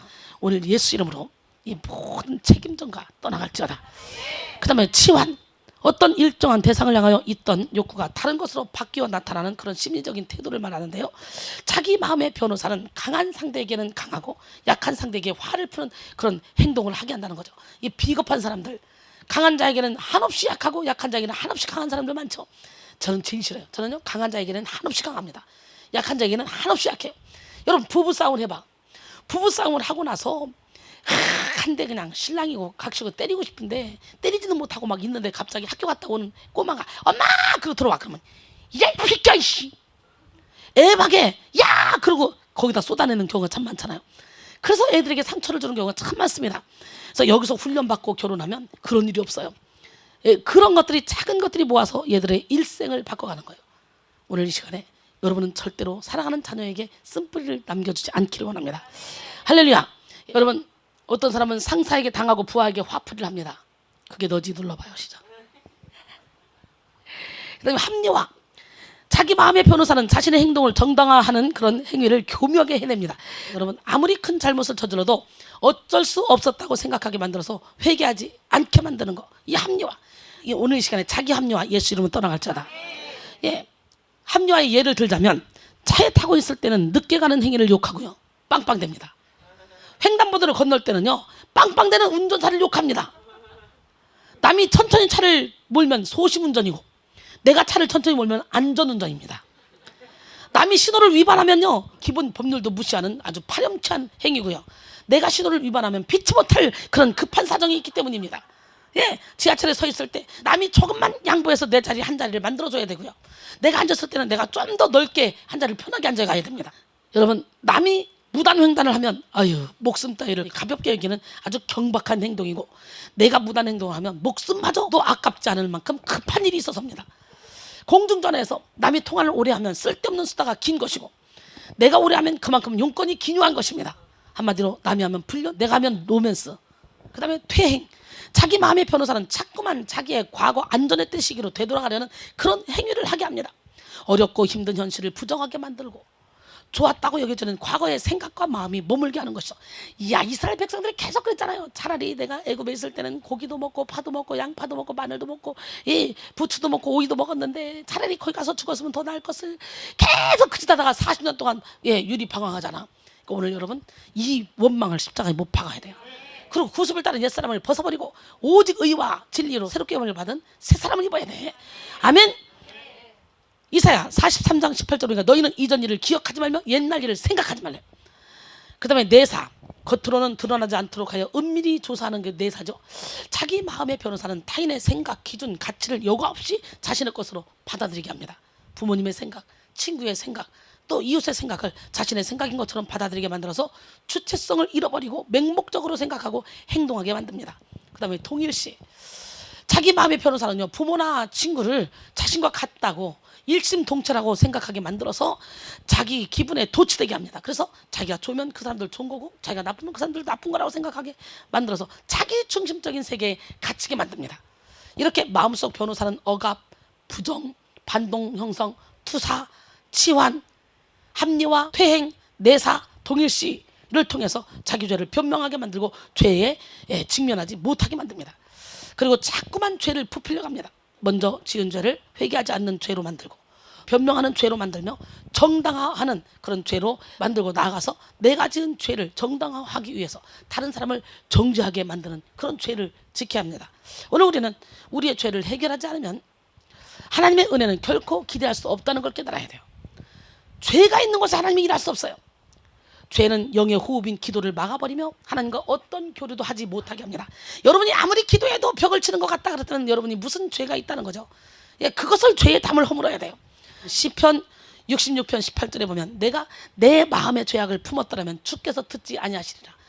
이사야 59장 1절 2절 보니까 여호와의 손이 짧아 구원하지 못하심도 아니요 귀가 둔하여 듣지 못하심도 아니라 오직 너희 죄악이 너희와 너희 하나님 사이를 갈라놓았고 너희 죄가 그의 얼굴을 가려서 너희에게서 듣지 않으시게 함이니라 그랬어요. 우리는 우리의 마음 안에서 역사하는 악한 변호사들의 정체와 활동을 민감하게 눈치채고 그리고 몰아내야 됩니다. 자기 생각을 변호하지 말고 자기 마음을 합리화하지 말고 진리를 따라서 자신을 변화시키는 기적의 주인공이 되기를 원합니다. 그렇다면 자기 마음의 변호사에 의해서 수많은 자기 개체가 만들어져서 복잡하고 혼란스러운 삶을 살아갑니다. 그러면서 진정한 자기 자신을 잃어버려요. 옛날에 킬메이밀처럼 자기가 누군지 몰라. 그때그때 상황에 따라 또 다른 자기를 만들어내는 거예요. 상황에 대처할 수 있는 자기를. 그리고 자기를 잃어버리게 돼요. 오늘 자기를 찾아야 돼요. 영성훈련은 나를 찾아가는 거예요. 나를. 이 시간 여러분 모두가 자기 마음의 변호사를 몰아내고 냉정하고 객관적으로 자기 마음을 관찰하는 눈이 열리기를 소원합니다. 에릭 프롬은 이기심을 버리고 자신의 본질을 알면 상대를 바라보는 깨끗한 시각을 얻을 수 있다고 말했습니다. 자신에 관한 관심을 뛰어넘어 상대의 처지에서 그 사람을 볼 수 있을 때 비로소 상대방을 알 수 있는 것이죠. 시인과 촌장의 노래에 보면 가시나무라는 노래가 있죠. 가시. 내 속엔 내가 너무도 많아 당신의 쉴 곳 없네. 내 속엔 헛된 바람들로 당신의 편히 쉴 곳 없네. 내 속엔 내가 어쩔 수 없는 어둠, 당신의 쉴 자리 뺏고, 내 속엔 내가 이길 수 없는 슬픔, 무성한 가지나무 숲 같네. 바람만 불면 그 메마른 가지 서로 부대끼며 울어대고 쉴 곳을 찾아 지쳐 날아온 어린 새들도 가시에 찔려 날아가고 바람만 불면 외롭고 또 괴로워 슬픈 노래를 부르던 날이 많았는데 내 속에 내가 너무도 많아서 당신의 쉴 곳 없네. 이게 노래로 나왔잖아요. 내 속엔 내가 너무도 많아서 당신의 쉴 곳 없네. 너무너무 철학 맞아서 노래 안 부르게 되더라고. 근데 어쨌든 내 속에 내가 너무도 많아. 오늘 내 속에 나, 거짓된 나, 가상의 나 오늘 예수님으로 다 버려야 돼. 그러고서는 가시게 옷을 벗어야 돼. 가면을 벗어야 돼. 척척박 사기를 다 찢어야 돼. 그리고 겉겉속이 같은 사람이 돼야 돼. 자기 마음의 변호사가 만들어낸 수많은 거짓 자아를 바로 지금 이 시간에 몰아내고 진리를 따르는 참된 자아를 찾아가 보세요. 인생이 그렇게 행복할 수가 없습니다. 그러기 위해서 죄로 물든 우리의 생각은 무조건 틀리다는 생각을 가지고 하나님의 뜻을 따라 살아가는 지혜로운 성도들이 되기를 원합니다. 이사야 55장 6절 9절 너희는 여호와를 만날 만할 때 찾으라. 가까이 계실 때 그를 부르라. 악인은 그 길을 불의한 자는 그 생각을 버리고 여호와께로 돌아오라. 그러면 그가 긍휼히 여기시리라. 우리 하나님께로 돌아오라. 그가 너그럽게 용서하시리라. 이는 내 생각이 너희 생각과 다르며 내 길은 너희 길과 다름이라. 여호와의 말씀이라. 이는 하늘이 땅보다 높은 것 같이 내 길은 너희 길보다 높으며 내 생각은 너희 생각보다 높음이니라. 할렐루야. 성령님은 악한 영에 사로잡혀 있는 모든 영역들에 대해서 사형 언도를 내리십니다. 스펄전은 이 역할을 하는 성령님에 대해서 사형 집행자라고 표현을 쓰기도 합니다.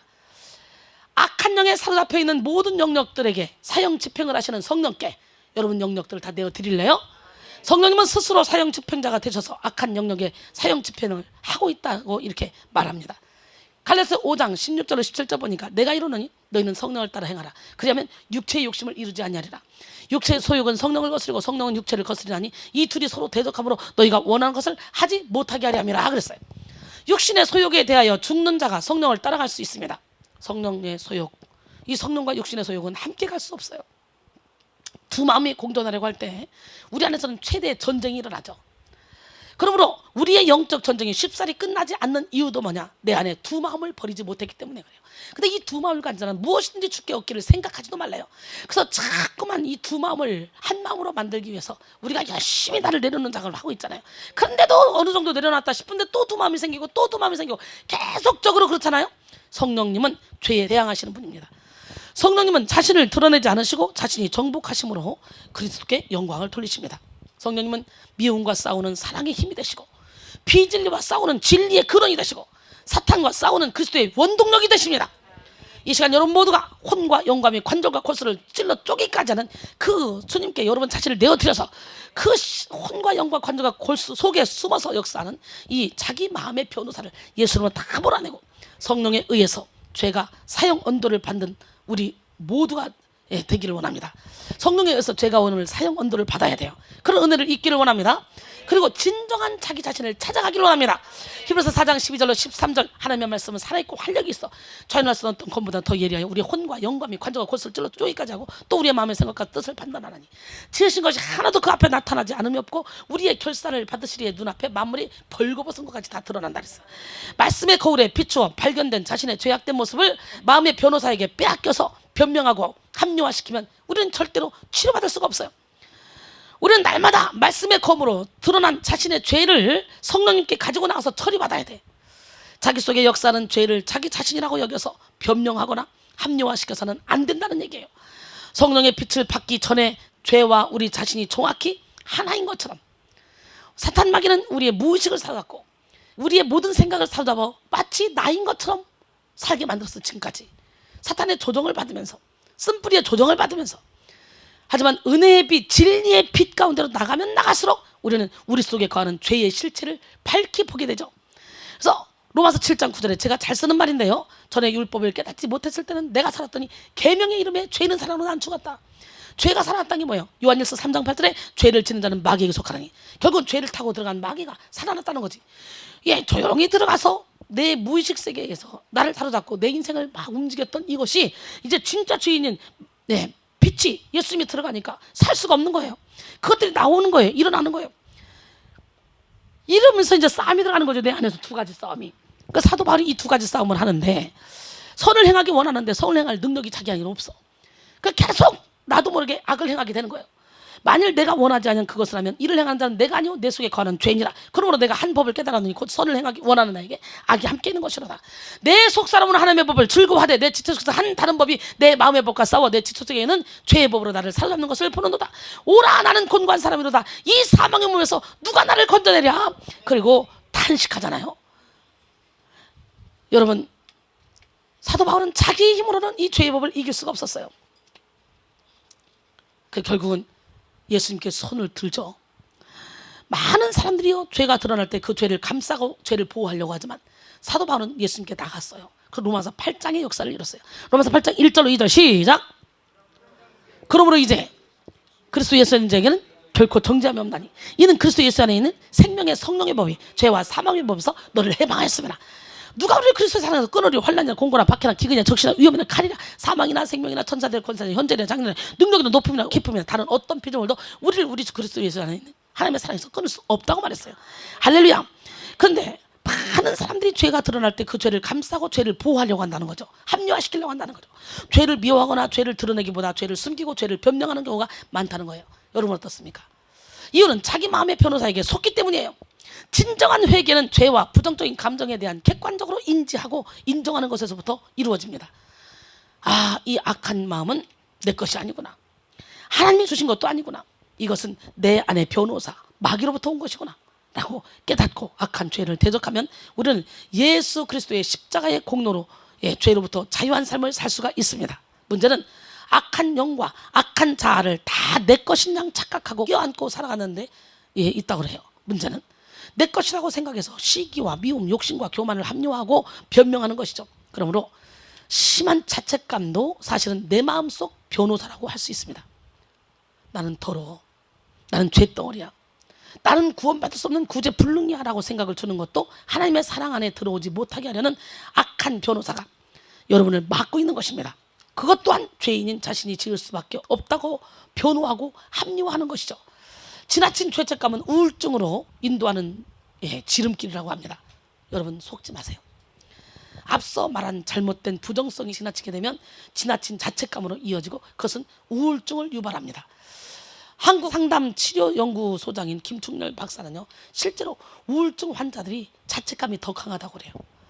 지나친 자책감과 죄를 인정하는 것은 다릅니다. 사랑하는 성도 여러분, 우리는 자기 죄를 합리화하고 변명하게 만드는 모든 마음의 악한 변호사를 다 몰아내고 자기를 부인하고 자기 십자가를 지고 예수께 나가야 돼요. 탈무드에 이런 말이 있습니다. 자기 잘못을 인정하는 것처럼 마음 가벼운 것은 없다. 잘못을 인정하고 회개하면 가벼워지고 쉬워집니다. 잔느 기용은 예수 그리스도를 더 깊이 만나는 자리로 들어가기 위해서 당신의 전 존재를 포기하고 하나님께 맡기고 시작하는 것이 요구된다라고 말했습니다. 누가복음 9장 23절에 보니까 우리 주님이 누구든지 나를 따라오려거든 자기를 부인하고 자기 십자가를 지고 나를 따르라 그랬어요. 이렇게 내 마음의 악한 변호사를 몰아내고 시시때때로 할 말을 주시는 성령님이 우리의 변호사가 되시도록 마음을 거룩하게 하고 우리의 마음을 성결하게 하고 그리고 성령님을 주인으로 모셔야 돼요. 그러면 말할 수 없는 탄식으로 내 안에서 성령께서 할 말을 가르쳐 주시고 성도의 뜻대로 기도해 주십니다. 그래서 사도 바울이 말하죠.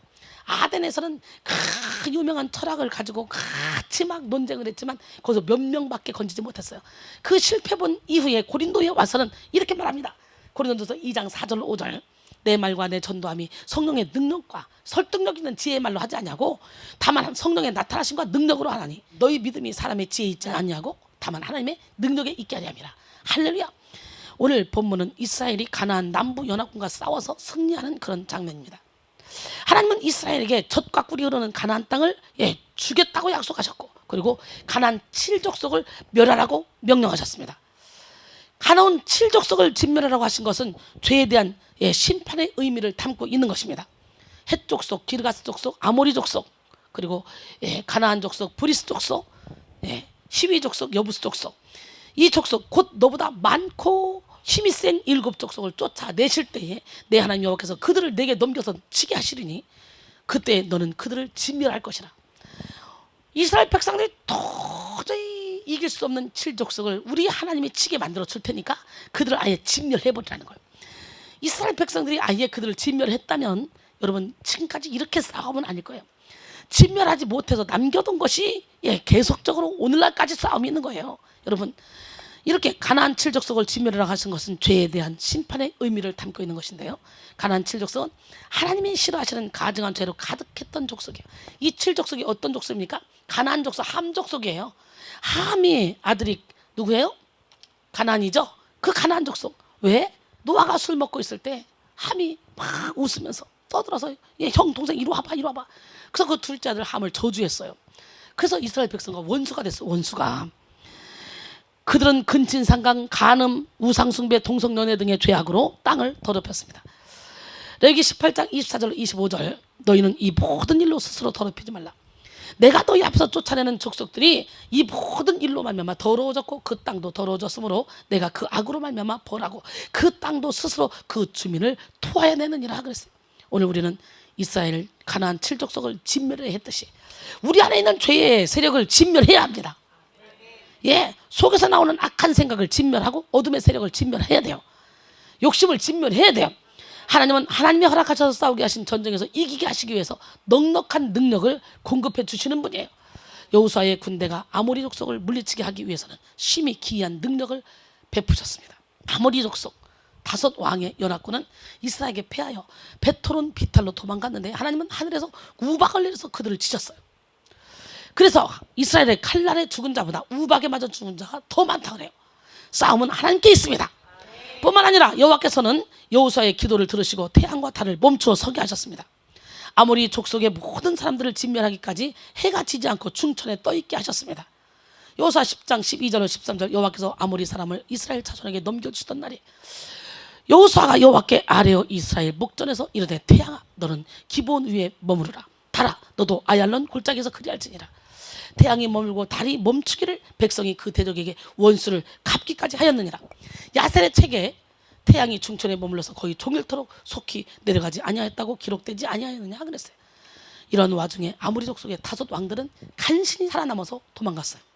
오늘 본문 16절은 그들이 도망가서 막게다 굴에 숨었다고 증거하고 있습니다. 여호수아는 이 사실을 놓치지 않고요 알게 되었습니다. 어떤 사람이 여호수아에게 잘 보고했기 때문이죠. 여호수아는 굴 어귀에 큰 돌을 굴려 막고 그 사람을 그 곁에 두어서 그들을 지키게 했습니다. 그리고 도망가는 적군을 모두 다 진멸하도록 했습니다. 여호수아 10장 18절로 19절 오늘 본문 여호수아가 이르되 굴 어귀에 큰 돌을 굴려 막고 그 사람을 곁에 두어 그들을 지키게 하고 너희는 지체하지 말고 너희 대적의 뒤를 따라가 그 후군을 쳐서 그들이 자기들의 성읍에 들어가지 못하게 하라. 너희 하나님 여호와께서 그들을 너희 손에 넘겨주셨느니라. 할렐루야. 여호수아는 이스라엘 군사들에게 아모리 군사들을 쳐서 진멸시키라고 했고요. 살아서 자기들의 성읍에 들어가지 못하게 하라고 했습니다. 그리고 나서 굴 속에 있는 5 왕들을 다 끌어내서 그의 지휘관들에게 이 왕들의 목을 발로 밟으라고 명령했습니다. 그게 오늘 본문이에요. 22절로 27절 그때 여호수아가 이르되 굴 어귀를 열고 그 굴에서 5 왕들을 내게로 끌어내라 하며 그들이 그대로 하여 5 왕들 곧 예루살렘 왕과 헤브론 왕과 야르못 왕과 라기스 왕과 에글론 왕을 굴에서 그에게로 끌어내니라. 그 왕들을 여호수아에게로 끌어내매 여호수아가 이스라엘 모든 사람을 부르고 자기와 함께 갔던 지휘관들에게 이르되 가까이 와서 이 왕들의 목을 발로 밟으라 하며 그들이 가까이 가서 그들의 목을 밟으매 여호수아가 그들에게 이르되 두려워하지 말며 놀라지 말고 강하고 담대하라. 너희가 맞서서 싸우는 모든 대적에게 여호와께서 다 이와 같이 하시리라 하고 그 후에 여호수아가 그 왕들을 쳐 죽여 5 왕을 나무에 매달고 저녁까지 나무에 달린 채로 두었다가 해질 때에 여호수아가 명령하며 그들의 시체를 나무에 내려 그들이 숨었던 굴 안에 던지고 굴 어귀를 큰 돌로 막았더니 오늘까지 그대로 있더라. 너무너무 잔인해요. 참 옛날에는 하나님도 참 잔인한 방법으로 사람들을 죽이고 막 너무 심했던 것 같아. 그러니까 신약을 믿지 않는 구약만 믿는 사람들은 잔인하게 사람들을 죽이고 목도 막 따고 막 그러잖아. 무서워 죽겠다. 우리 참 신약시대에 태어나기를 얼마나 잘했어요. 우리가 예수 믿기를 얼마나 잘했어요. 지금도 예수 믿지 않으면 이런 식으로 해요. 이런 식으로 그대로. 무서워. 이렇게 여호수아는 아모리 적군을 진멸하되 확실히 진멸했습니다. 오늘 우리는 우리 내면의 죄와 싸우되 피 흘리기까지 싸워야 돼요. 할렐루야. 완전히 정복해야 돼요. 주의빌은 싸우지 않는 사람은 정복하지 못한다라고 했습니다. 악의 근원, 죄의 뿌리까지 성령의 불로 태워야만 합니다. 만약 그렇지 않으면 사탄은 집요하고 교묘해서 조금 남아있던 죄의 뿌리를 통해 금세 악이 퍼지도록 괴계를 펼칩니다. 우리는 죄를 냉정하고 치밀하게 몰아내야 돼. 아모리족 속의 5 왕들의 목을 밟아 죽인 것처럼 우리 안에 있는 죄를 그렇게 잔인하게 진멸해야 돼요. 왕의 목을 밟는 것은 완전히 정복했다는 것을 뜻하는 것이죠. 동시에 예수 그리스도를 통해 이루어질 그런 마귀의 심판을 예표하는 것입니다. 본문에서 여호수아는 예수 그리스도의 상징이고 아모리 왕은 하나님의 구속 사역을 대적하는 그런 원수 마귀를 상징합니다. 하나님은 태초부터 아담과 하와가 범죄하자마자 예수 그리스도를 통해 마귀의 머리를 상하게 할 것을 미리 예언하셨습니다. 창세기 3장 15절에 보니까 내가 너로 여자와 원수가 되게 하고 내 후손도 여자의 후손과 원수가 되게 하리니 여자의 후손은 내 머리를 상하게 할 것이요 너는 그의 발꿈치를 상하게 할 것이니라. 이미 범죄한 이후에 뱀에게 사탄 마귀에게 이미 그렇게 딱 하나님께서 저주를 하고 여자의 후손이 누구예요? 우리 예수님이죠. 예수님은 그 뱀의 머리를 밟을 것이고 예수님의 후손도 뱀의 머리를 밟을 것이고 너는 그들의 발꿈치를 물을 것이라. 그러니까 우리가 이 땅에 살아가면서 사단이 아무리 발악을 해도 이미 우리는 이겨놓은 싸움이야. 우리의 발꿈치가 흠집이 난다 할지라도 우리는 이미 이겨놓은 싸움이라는 거. 실제로 예수님은 약속대로 성육신하셔서 십자가를 지심으로 마귀의 권세를 멸하셨습니다. 요한일서 3장 8절에 죄를 지는 자는 마귀에게 속하는 마귀는 처음부터 범죄합니다. 하나님의 아들이 나타나신 것은 마귀를 멸하려 하심이라 그랬어요. 할렐루야. 골로새 2장 14절로 15절 우리를 거스리고 불리하게 하는 법정으로 쓴 징선을 지우시고 제압을 해서 십자가에서 못 박으시고 통치자들과 권세들을 무력화하여 드러내고 구경거리를 삼으시고 십자가로 그들을 이기셨다 그랬어요. 뿐만 아니라 마귀의 머리를 상하게 하신 예수님은 우리에게 뱀과 전갈을 밟으며 원수의 모든 능력을 제어할 권능을 주었습니다. 누가복음 10장 19절에 내가 너에게 뱀과 전갈을 밟으며 원수의 모든 능력을 제어할 권능을 주었으니 너희를 해칠 자가 결코 없다 그랬어요. 할렐루야. 여호수아가 완전한 승리를 이룬 후에 자기 부하들에게 아모리 왕들의 목을 발로 밟게 한 것처럼 예수는 모든 영적 전쟁에서 승리하신 후에 성도들로 하여금 마귀를 발로 밟으며 승리를 누리도록 만들어 주셨습니다. 여호와를 피난처로 삼고 지존자를 거처로 삼어요. 그러면 우리 하나님이 우리를 지켜주는데 그의 천사들을 먼저 보내서 그의 사자를 먼저 보내서 우리가 넘어져도 발이 돌에 부딪히지 않도록 해준다 그랬어요. 그리고 네가 사자와 독사를 밟으며 젊은 사자와 뱀을 발로 누를 것이라고 시편 91편 9절로 13절은 주님을 말씀하십니다. 할렐루야. 말라기 4장 2절로 3절 보니까 내 이름을 경외하는 너에게는 공의로운 해가 떠올라서 치료하는 광선을 비추리니 너희가 나가서 외양간에서 나온 송아지같이 뛰리라. 또 너희가 악인을 밟을 것이니 그들이 내가 정한 날에 너희 발바닥 밑에 죄와 같으리라. 만군의 여호와의 말이니라. 오늘 이 말씀이 여러분 가운데 임하기를 원합니다. 외양간에 나온 송아지가 좀 벌써부터 뛰는 역사, 우리 시간에 영혼육의 질병이 고쳐지는 역사가 일어나기를 소원합니다. 할렐루야. 오늘 우리는 예수님이 이미 이겨놓으신 그런 영적 전쟁을 깨닫고 십자가를 의지하여 마귀의 머리를 발로 밟아서 승리해야 돼요. 로마서 16장 20절에 보니까 평강의 하나님께서 속히 사단을 너희 발 아래서 상하게 하시리라. 우리 주 예수의 은혜가 너희에게 있을지어다 그랬어요. 요한일서 4장 4절에 보니까 자녀들아 너희는 하나님께 속하고 또 그들을 이겼나니 이는 너희 안에 계시니가 세상의 인자보다 크심이라 그랬고요. 요한복음 16장 33절도 보니까 이것을 너희에게 이루는 것은 너희로 내 안에서 평안을 누리게 하려 함이라. 세상에서는 너희가 환난을 당하나 담대하라. 내가 세상을 이겨노라. 세상을 이기면 이것이니 우리의 믿음이라고 요한일서 5장 4절은 또 말씀하십니다. 또 우리는 우리의 마음의 동굴 안에 숨어있는 어둠의 왕들을 싹 다 끄집어내서 진멸해야 돼요. 어둠의 영들을 뽑아낼 때도 우두머리를 뽑아내요. 우두머리 왕들. 보면 각종 마귀 새끼들이 들어오는데 우두머리가 쫄개들을 무대기로 데리고 군대로 들어옵니다. 그래서 우두머리를 뽑아서 다 버려야 돼요. 보면 22절에서 여호수아가 굴 어귀를 열고 그 굴에서 그 5 왕들을 내게로 끌어내라고 한 것처럼 예수도 우리에게 우리 속에 있는 죄와 악의 뿌리를 예수님 앞으로 끌어내라고 말씀하십니다. 지금 여러분의 마음의 굴에는 어떤 죄가 남아 있습니까? 이것만은 안 돼요 하고 붙잡고 있는 거 오늘 끌어냅시다. 아직도 마음의 굴 속에 상처와 아픔, 정욕과 탐심, 교만과 열등감이 있다면 그거 싹 다 내려놔야지. 그러면 더러운 자존심을 마음의 동굴에서 다 끄집어내야 돼요. 할렐루야. 동굴 안의 죄에 의해서 조종당하는 삶을 사는 어리석은 자가 되지 않길 원합니다. 다 끄집어내서 예수의 이름으로 다 뽑아내길 원합니다. 우리는 우리 영혼의 굴 안에 감춰인 모든 땅에 있는 모든 지체를 다 끄집어내서 진멸해야 돼요. 육신의 정욕, 안목의 정욕, 이생의 자랑을 진멸하는 시간이 되길 원해요. 우리의 진정한 신앙생활은 동굴에 매달리는 그런 신앙생활이 아닙니다. 동굴에 갇힌 온갖 저주와 어둠에서 벗어나 마침내 찬란한 영광을 맞이하는 그런 신앙생활이 돼야 돼요. 제가 그런 신앙생활을 하고 있습니다. 그러기 위해서 내 의지부터가 동굴을 벗어나고자 하는 그런 의지가 필요하겠죠. 예, 내 마음속에 변호사를 두고서는 결코 동굴에서 헤어나올 수 없습니다. 믿음으로 바라보면 나의 내면에 있는 동굴 속 죄와 상처는 결코 나를 멸망시킬 수 없다는 것을 알 수 있습니다. 왜?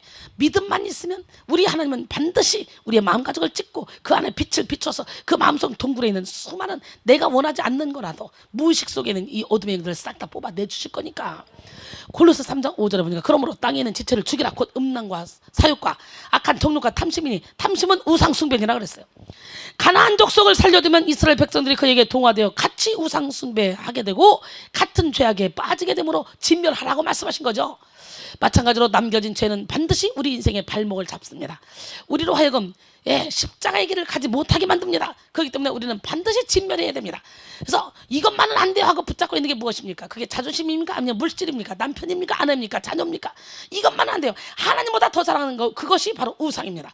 그것을 우리는 뽑아내야 돼요. 예, 그리고 죽으면 죽으라 하나님만을 바라보고 달려갈 때 우리 하나님은 황급한 찬란한 예수의 옷을 입혀서 멋지고 아름답게 이 세상을 승리하며 정복하며 살아가도록 만들어 주십니다. 이 시간 여러분 모두가 죄와 악에 대해서 두둔하거나 변호할 것이 아니라 강력하게 차단하시기 바랍니다. 사도 바울 보세요. 세상에 전에 율법을 깨닫지 못했을 때 내가 살았으나 계명의 이름에 죄는 사람으로 죽었다. 이때부터 사도 바울은 뭘 깨달았습니까? 예, 내가 디모데전서 1장 15절에 보니까 나는 죄인 중에 괴수라는 거예요. 그리고 고린도전서 15장 31절에 보니까 날마다 죽는 것을 자랑한다는 거예요. 고린도전서 10장 31절에는 보니까 그래서 먹든지 마시든지 무엇을 하든지 다 하나님의 영광만을 위해서 한다는 거예요. 우리는 먹든지 마시든지 무엇을 하든지 다 하나님의 영광만을 위해서 해야 될 줄로 믿습니다. 신명기 13장 7절로 10절 곧 내 사방을 둘러싸고 있는 민족 혹 내게서 가깝든지 내게서 멀든지 땅 이 끝에서 저 끝까지에 있는 민족의 신들을 우리가 가서 섬기자 할지라도 너는 그를 따르지 말며 듣지 말며 긍휼히 여기지 말며 애석히 여기지도 말며 덮어 숨기지도 말고 너는 용서 없이 그를 죽이되 죽일 때에 내가 먼저 그에게 손을 대고 후에 뭇 백성이 손을 대라. 그는 애굽 땅 종되었던 집에서 너를 인도하여 내신 내 하나님 여호와에게서 너를 꿰어 떠나게 하려 한 자이니 너는 돌로 쳐 죽여라. 예, 우리는 마음의 변호사를 가차없이 돌로 쳐 죽여야 돼. 마음의 검사가 되는 하나님의 말씀을 의지해서 날마다 자기 죄를 회개하는 지혜로운 성도가 돼야 돼요. 죄를 회개하는 만큼 기쁨과 능력, 축복과 행복 그리고 충만이 임할 줄로 믿습니다.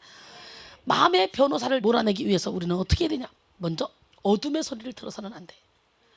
예, 우리 마음속 막게다 굴 속에 숨어있는 다섯 왕은 죄의 소리를 내죠. 막 죄의 소리를 냅니다. 아모리족 속에 다섯 왕은 교만의 소리, 열등감의 소리, 절망의 소리, 우울의 소리, 불평의 소리 등등 이렇게 부정적인 소리를 냅니다. 그러므로 우리는 우리 속에서 들려오는 죄에 관한 소원과 욕구의 소리를 들어서는 안 돼요. 시기해라, 질투해라, 혈기내라, 미워해라, 욕심부려라 이런 소리를 들으면 돼? 안 돼? 안 돼요. 죄의 소리는 잘 분별하고 냉정하게 다스리고 거절해야 됩니다. 창세기 4장 7절에 죄가 너를 원하나 너는 죄를 다스리라 그랬잖아요. 근데 가인이 다스리지 못하고 아벨을 죽임으로 쫓겨났잖아요. 심지어 어둠의 소리는 하나님의 소리를 비슷하게 흉내내기도 합니다. 천사장 루시퍼는 하나님의 오른팔이었기 때문에 얼마든지 하나님이 하신 일을 흉내낼 수가 있어요. 그렇게 우리는 이적과 표적을 쫓아갈 것이 아니라 열매를 따라가야 돼. 열매. 아무리 큰 능력을 행한다 할지라도 그 사람이 삶에 열매가 없다면 그건 잘못된 거예요. 나더러 주여 주여 한다면 다 천국에 들어올 것이 아니고 다만 하늘에 계신 내 아버지의 뜻대로 행하는 자에 들어가리라. 그때 많은 사람들이 나에게 뭐라고? 주여 주여 내가 주의 이름으로 귀신을 쫓아냈습니다. 선자 노릇했습니다. 내가 많은 권능을 행했습니다. 나를 모릅니까? 이 불법을 행한 자라 내가 떠나가라. 그리고 하나님의 말씀대로 사는 자가 반석 위에 지은 집을 지은 사람이라는 거예요. 오늘 시간에 말씀대로 사는 기적의 주인공이 되기를 원합니다. 우리가 잘 들어보면요, 어둠의 소리에는 하나님의 소리 같아도 평안이 없다는 거예요. 우리는 영분별의 은사를 받아야 돼요. 많은 사람들이요 은사를 받았다 그러면서 어둠의 소리에 끌려가면서 사탄의 밥이 되어 살아갑니다. 참으로 안타깝습니다. 저는 말씀으로 설교를 계속 하는데 말씀 중에 은사가 많이 나타나잖아요. 그러니까 여기 와보지 않고 겉에서만 보는 사람은 거기 막 은사주의자인가 봐 이렇게 생각을 할 수가 있어요. 왜? 이 병 고쳤고 이 병 고쳤고 막 사람들이 간증하고 이러니까 은사주의자인가 봐 생각할 수 있어요. 근데 와서 들어보면 말씀 중심이에요. 철저히 말씀을 통해 은사가 나가지. 그래서 자기 의에 토치돼서 악한 자의 역사를 따라 하는 거예요. 그렇기 때문에 우리는 그 사람의 열매를 보고 안다고 그랬어. 오늘 여러분 모두가 열매 맺는 삶을 삽시다. 악한 자도 얼마든지 흉내를 냅니다. 고린도서 11장 13절로 15절 보니까요, 그런 사람들은 거짓 사도를 속이는 일꾼이니 자기를 그리스도의 사도로 가장하는 것이 또한 이상한 일이 아니니라. 사탄도 자기를 광명의 천사로 가장하나니 그러므로 사탄의 일꾼들도 자기를 의의 일꾼으로 가장하는 것이 또한 대단한 일이 아니니라. 그들의 마지막은 그 행위대로 되리라 그랬어요. 여러분, 우리 하나님은 살아계신데요, 아무리 소리가 커도 사탄의 소리에는 귀를 기울이면 안 돼. 하나님의 세미한 음성, 하나님의 사랑의 음성에 초점을 맞추는 여러분 모두가 되기를 원합니다. 마음속 양지에서 들리는 음성만 들어야지, 마음속 음지에서 들리는 음성은 예수님으로 무조건 몰아내고 여러분 안에 빛이 가득 채워져야 돼요. 할렐루야. 마태복음 24장 26절 보니까 그러면 사람들이 너희에게 말하되 보라, 그리스도가 광야에 있다 해도 나가지 말고, 보라, 골방에 있다 해도 믿지 말라 그랬어요. 우리가 영적으로 조금만 열리면요, 회칠한 무덤이 제껴지면서 그 안에 있는 죽은 사람이 뽑은 더러운 것이 막 올라와요. 근데 올라오면서 막 예언을 합니다. 근데 그 예언이 맞아 떨어져요. 오, 하나님이다. 그리고 붙잡으면 기도할 때마다 그 안에 있는 예언하는 영이, 귀신의 영이 점점점 커지는 거죠. 그래서 은사자들이 능력을 나타내는데 영혼이 곤고하고 찝찝하고 이렇다, 그렇다면 이건 지금 하나님의 영이 아니다, 사탄의 영이에요. 그 다음에 냉정하게 죄를 분별하고 예수 그리스도의 이름으로 죄의 변호사를 몰아내야 돼. 복 있는 사람은 악인들의 꾀를 따르지 않으면, 죄인들의 길에 서지 않으면, 오만자들의 자리에 앉지 아니하고 오직 여호와의 율법을 추구하여 그 율법을 주야로 묵상하는 자라 있어요. 여호사가 왕들의 목을 밟으라고 한 것은요, 죄악에 대해서 무자비한 태도를 가져야 된다는 것을 교훈하기 위한 거예요. 그러니까 다른 건 몰라도 죄에 대해서는 아주 목을 비비틀어서라도 밟아서 죽여야 된다는 거예요. 우리는 죄와 싸우기를 피 흘리까지 싸워야 돼요. 우리는 자신의 오래된 죄, 이 죄나 나쁜 습관들에 대해서 그것이 나쁜 것인 줄 알면서도 매몰차게 끊지 못하고 합리화하거나 타협하는 경향이 있습니다. 하나님의 뜻을 거스르는 것에 대해서 우리는 자비를 베풀면 안 돼요. 우리는 냉정하게 죄를 분별하고 예수 그리스도의 이름으로 죄를 변호하고자 하는 그런 마음을 쫓아내야 돼요. 호세아 14장 2절에 너는 말씀을 가지고 여호와께로 돌아와서 아뢰기를 모든 불의를 제거하시고 선한 말을 받으소서. 우리가 수송아지를 대신하여 입술의 열매를 주께 드리리다 그랬어요. 수송아지는 최상의 제물입니다.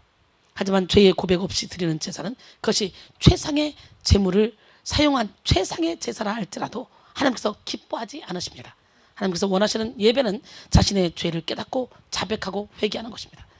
시편 51편 17절에 하나님께서 구하시는 제사는 상한 심령이라. 하나님이여 상하고 통회하는 마음을 주께서 멸시하지 아니하시리다 그랬어요. 잠언 28장 13절에 보니까 자기의 죄를 숨기는 자는 형통하지 못하나 죄를 자복하고 버린 자는 불쌍히 여김을 받으리라 그랬어요. 하나님은 여러분 각자 자신을 똑바로 바라보고 회개하기를 기다리십니다. 베드로서 3장 8절로 9절 보니까 사랑하는 자들아, 주께는 하루가 천년 같고 천년이 하루 같다는 이 한 가지를 잊지 말라. 죄의 약속은 어떤 이들이 더디다고 생각하는 것 같이 더딘 것이 아니라 오직 주께서는 너희를 대하여 오래 참으사 아무도 멸망하지 아니하고 다 회개하기에 이르기를 원하시느니라 그랬어요. 하나님은 남의 죄악을 찝어서 판단하는 것을 원하시는 것이 아니라 자신의 죄를 스스로 회개하라고 하십니다. 그러게 우리는 남의 죄악을 분별하기보다는 나의 죄를 먼저 깨닫고 철저히 예수 그리스도 보혈로 정결함을 얻어야 돼요. 각 사람이 나 하나만 변하면 세상은 다 변해. 그러니까 자기 눈에 들보나 빼, 남의 눈에 티를 빼려고 하지 말고. 아멘. 많은 사람들은 나에게는 관대하고 남에게는 자비가 없습니다. 참된 그리스도인들은 남의 죄보다 자신의 죄를 명확하게 깨닫고 철저히 낮아집니다. 이 시간 여러분 모두가 여러분의 마음을 냉정하게 살피시고, 그리고 죄를 분별해서 죄를 주님께 자백하여 죄의 변호사를 예수 이름으로 몰아내기를 원합니다. 그 다음에 성령의 검으로 죄를 처단해야 돼요. 우리는 죄를 덮어 숨기지 말아야 하고 죄를 드러내야 돼요. 죄를 뭐 해야 돼? 우리 주님은 드러내서 고칩니다. 무엇이든지 숨기려고 하는 것은요, 화를 키우는 것입니다. 죄나 고질적인 문제를 드러내면 악의 힘이 떠나가게 되죠. 마가복음 4장 22절에 드러내려 하지 않고는 숨긴 것이 없고 나타내려 하지 않고는 감추인 것이 없느니라 그랬어요. 그리고 드러낸 죄를 성령의 검으로 처단하고 잘라내되 완전히 진멸해야 됩니다. 우리 속의 죄와 악한 문제들을 예수 앞으로 끌어내어 그것들의 목을 다 밟아버려야 돼. 할렐루야. 결론적으로 사랑하는 성도 여러분, 이 시간 성령의 빛을 받음으로 모든 마음의 동굴 안에 남아있는 숨은 죄를 다 드러냅시다. 그리고 자기 죄를 변명하게 하는, 변호하는 마음의 변호사를 몰아냅시다. 그리고 죄를 냉정하게 분별합시다. 또 성령의 검으로 죄를 완전히 처단하여 진리를 따르는 새 인생을 살아갑시다. 이제는 악한 변호사가 아니라 성령의 변호사를 죄인으로 모시고 그때그때 필요한 말을 해서 많은 영혼을 살리는 하나님의 동력자가 됩시다.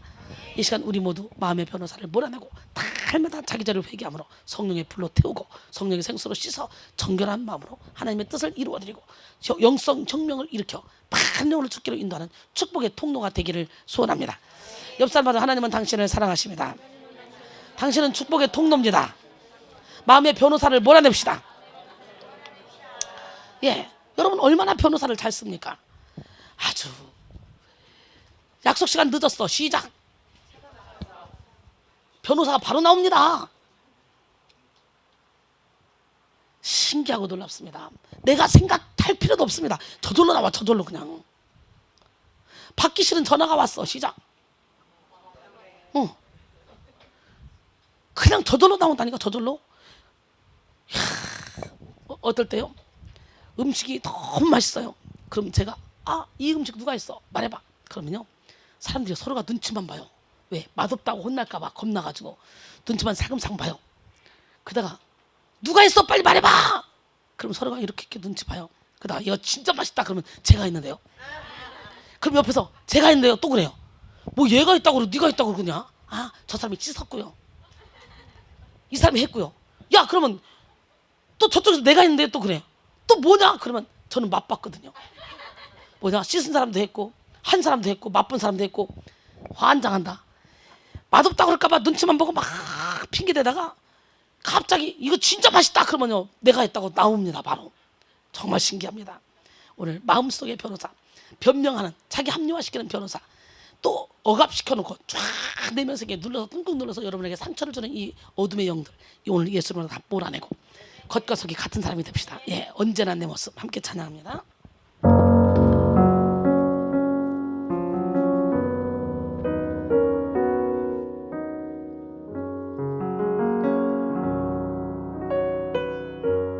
언제나 내 모습 너무나 부끄러워 무릎으로 주님께 기도로 가오니 나 홀로 서 있는 죽은 내 영 깨우사 주님만 나를 깨워 내 영 살게 하소서. 주님 내 안에 주님 내 안에 계시고 주님 내 안에 나를 세워주소서. 바로 지금이 여러분 안에 있는 변호사를 몰아내고 진리안의 자유 가운데 거할 수 있는 시간이에요. 바로 지금이 은혜 받을 때요. 지금이 능력 받을 때, 지금이 치료 받을 때, 지금이 하나님을 만날 때입니다. 주님이 내 안에, 내가 주님 안에 거하기만 하면 이 사람은 무엇이든지 원하는 대로 구하래요. 다 주신대요. 그 주님을 믿으십니까? 오늘 다시 한번 주님을 여러분의 주인으로 모시길 원합니다. 주님 내 안에 두 손 들고 주님 내 안에 주님 내 안에 계시고 주님 내 안에 나를 세워주소서. 예, 나를 세워주시는 분은 누굽니까? 성령 하나님이죠. 예, 내가 매일 기쁘게 설레기는 우리 온몸으로 찬양하며 뜨겁게 기도할 때 오늘 여러분을 묶는 모든 변호사가 다 떠나가고 예, 오늘 진리안의 자유 가운데 성령께서 항상 함께 하심으로 성령이 우리를 변호해 줄 줄 믿습니다. 아멘. 내가 매일 기쁘게 설레이긴 행함 주의 팔이 나를 안보하며 내야 주의 축복을 받는 참된 비결 주의 영이 함께함이라. 성령이 대신에 할렐루야 함께 하시네. 좁은 길을 걸으며 밤낮 기뻐하는 것 주의 영이 함께함이라. 저는 죄에 빠져서 평안함이 없을 때 예수 십자가의 공로 힘입어 그 발 아래 엎드려 참된 평안 평화 얻은 주의 영이 함께함이라. 성령이 대신에 할렐루야 함께하시네. 좁은 길을 걸으며 밤낮 기뻐하는 것 주의 영이 함께함이라. 나와 동행하시고 모든 염려하시니 나는 숲의 새와 같이 기쁘다. 내가 기쁜 마음으로 주의 뜻을 행하면 주의 영이 함께하니라. 성령이 대신에 할렐루야 함께하시네. 좁은 길을 걸으며 밤낮 기뻐하는 것 주의 영이 함께하니라. 세상 모든 욕망과 나의 모든 정력은 십자가에 이미 못을 박았네. 어두운 밤이 지나고 무거운 짐 벗으니 주의 영이 함께하니라. 성령이 대신에 할렐루야 함께하시네. 좁은 길을 걸으며 밤낮 기뻐하는 것 주의 영이 함께하니라. 아멘. 전에 죄에 빠져서 평안함이 없을 때 예수 십자가의 공로 힘입어 그 발 아래 엎드러 참된 평화 얻은 주의 영이 함께하니라. 성령이 대신에 할렐루야 함께하시네. 좁은 길을 걸으며 밤낮 기뻐하는 것 주의 영이 함께함이라. 잠시 세상에 내가 살면서 항상 찬송 부르다가 날이 저물어 오라 하시며 영광 중에 나가니 열린 천국문 내가 들어가 세상 짐 내려놓고 빛난 별유가 받아 쓰고서 주와 함께 다스리리. 눈물 골짜기 더듬으면서 나의 갈 길 다가오야. 주의 품 안에 내가 안기어 영원토록 살리로. 나 열린 천국문 내가 들어가 세상 짐 내려놓고 빛난 연유와 받아 쓰고서 주와 함께 다스리리. 나의 갈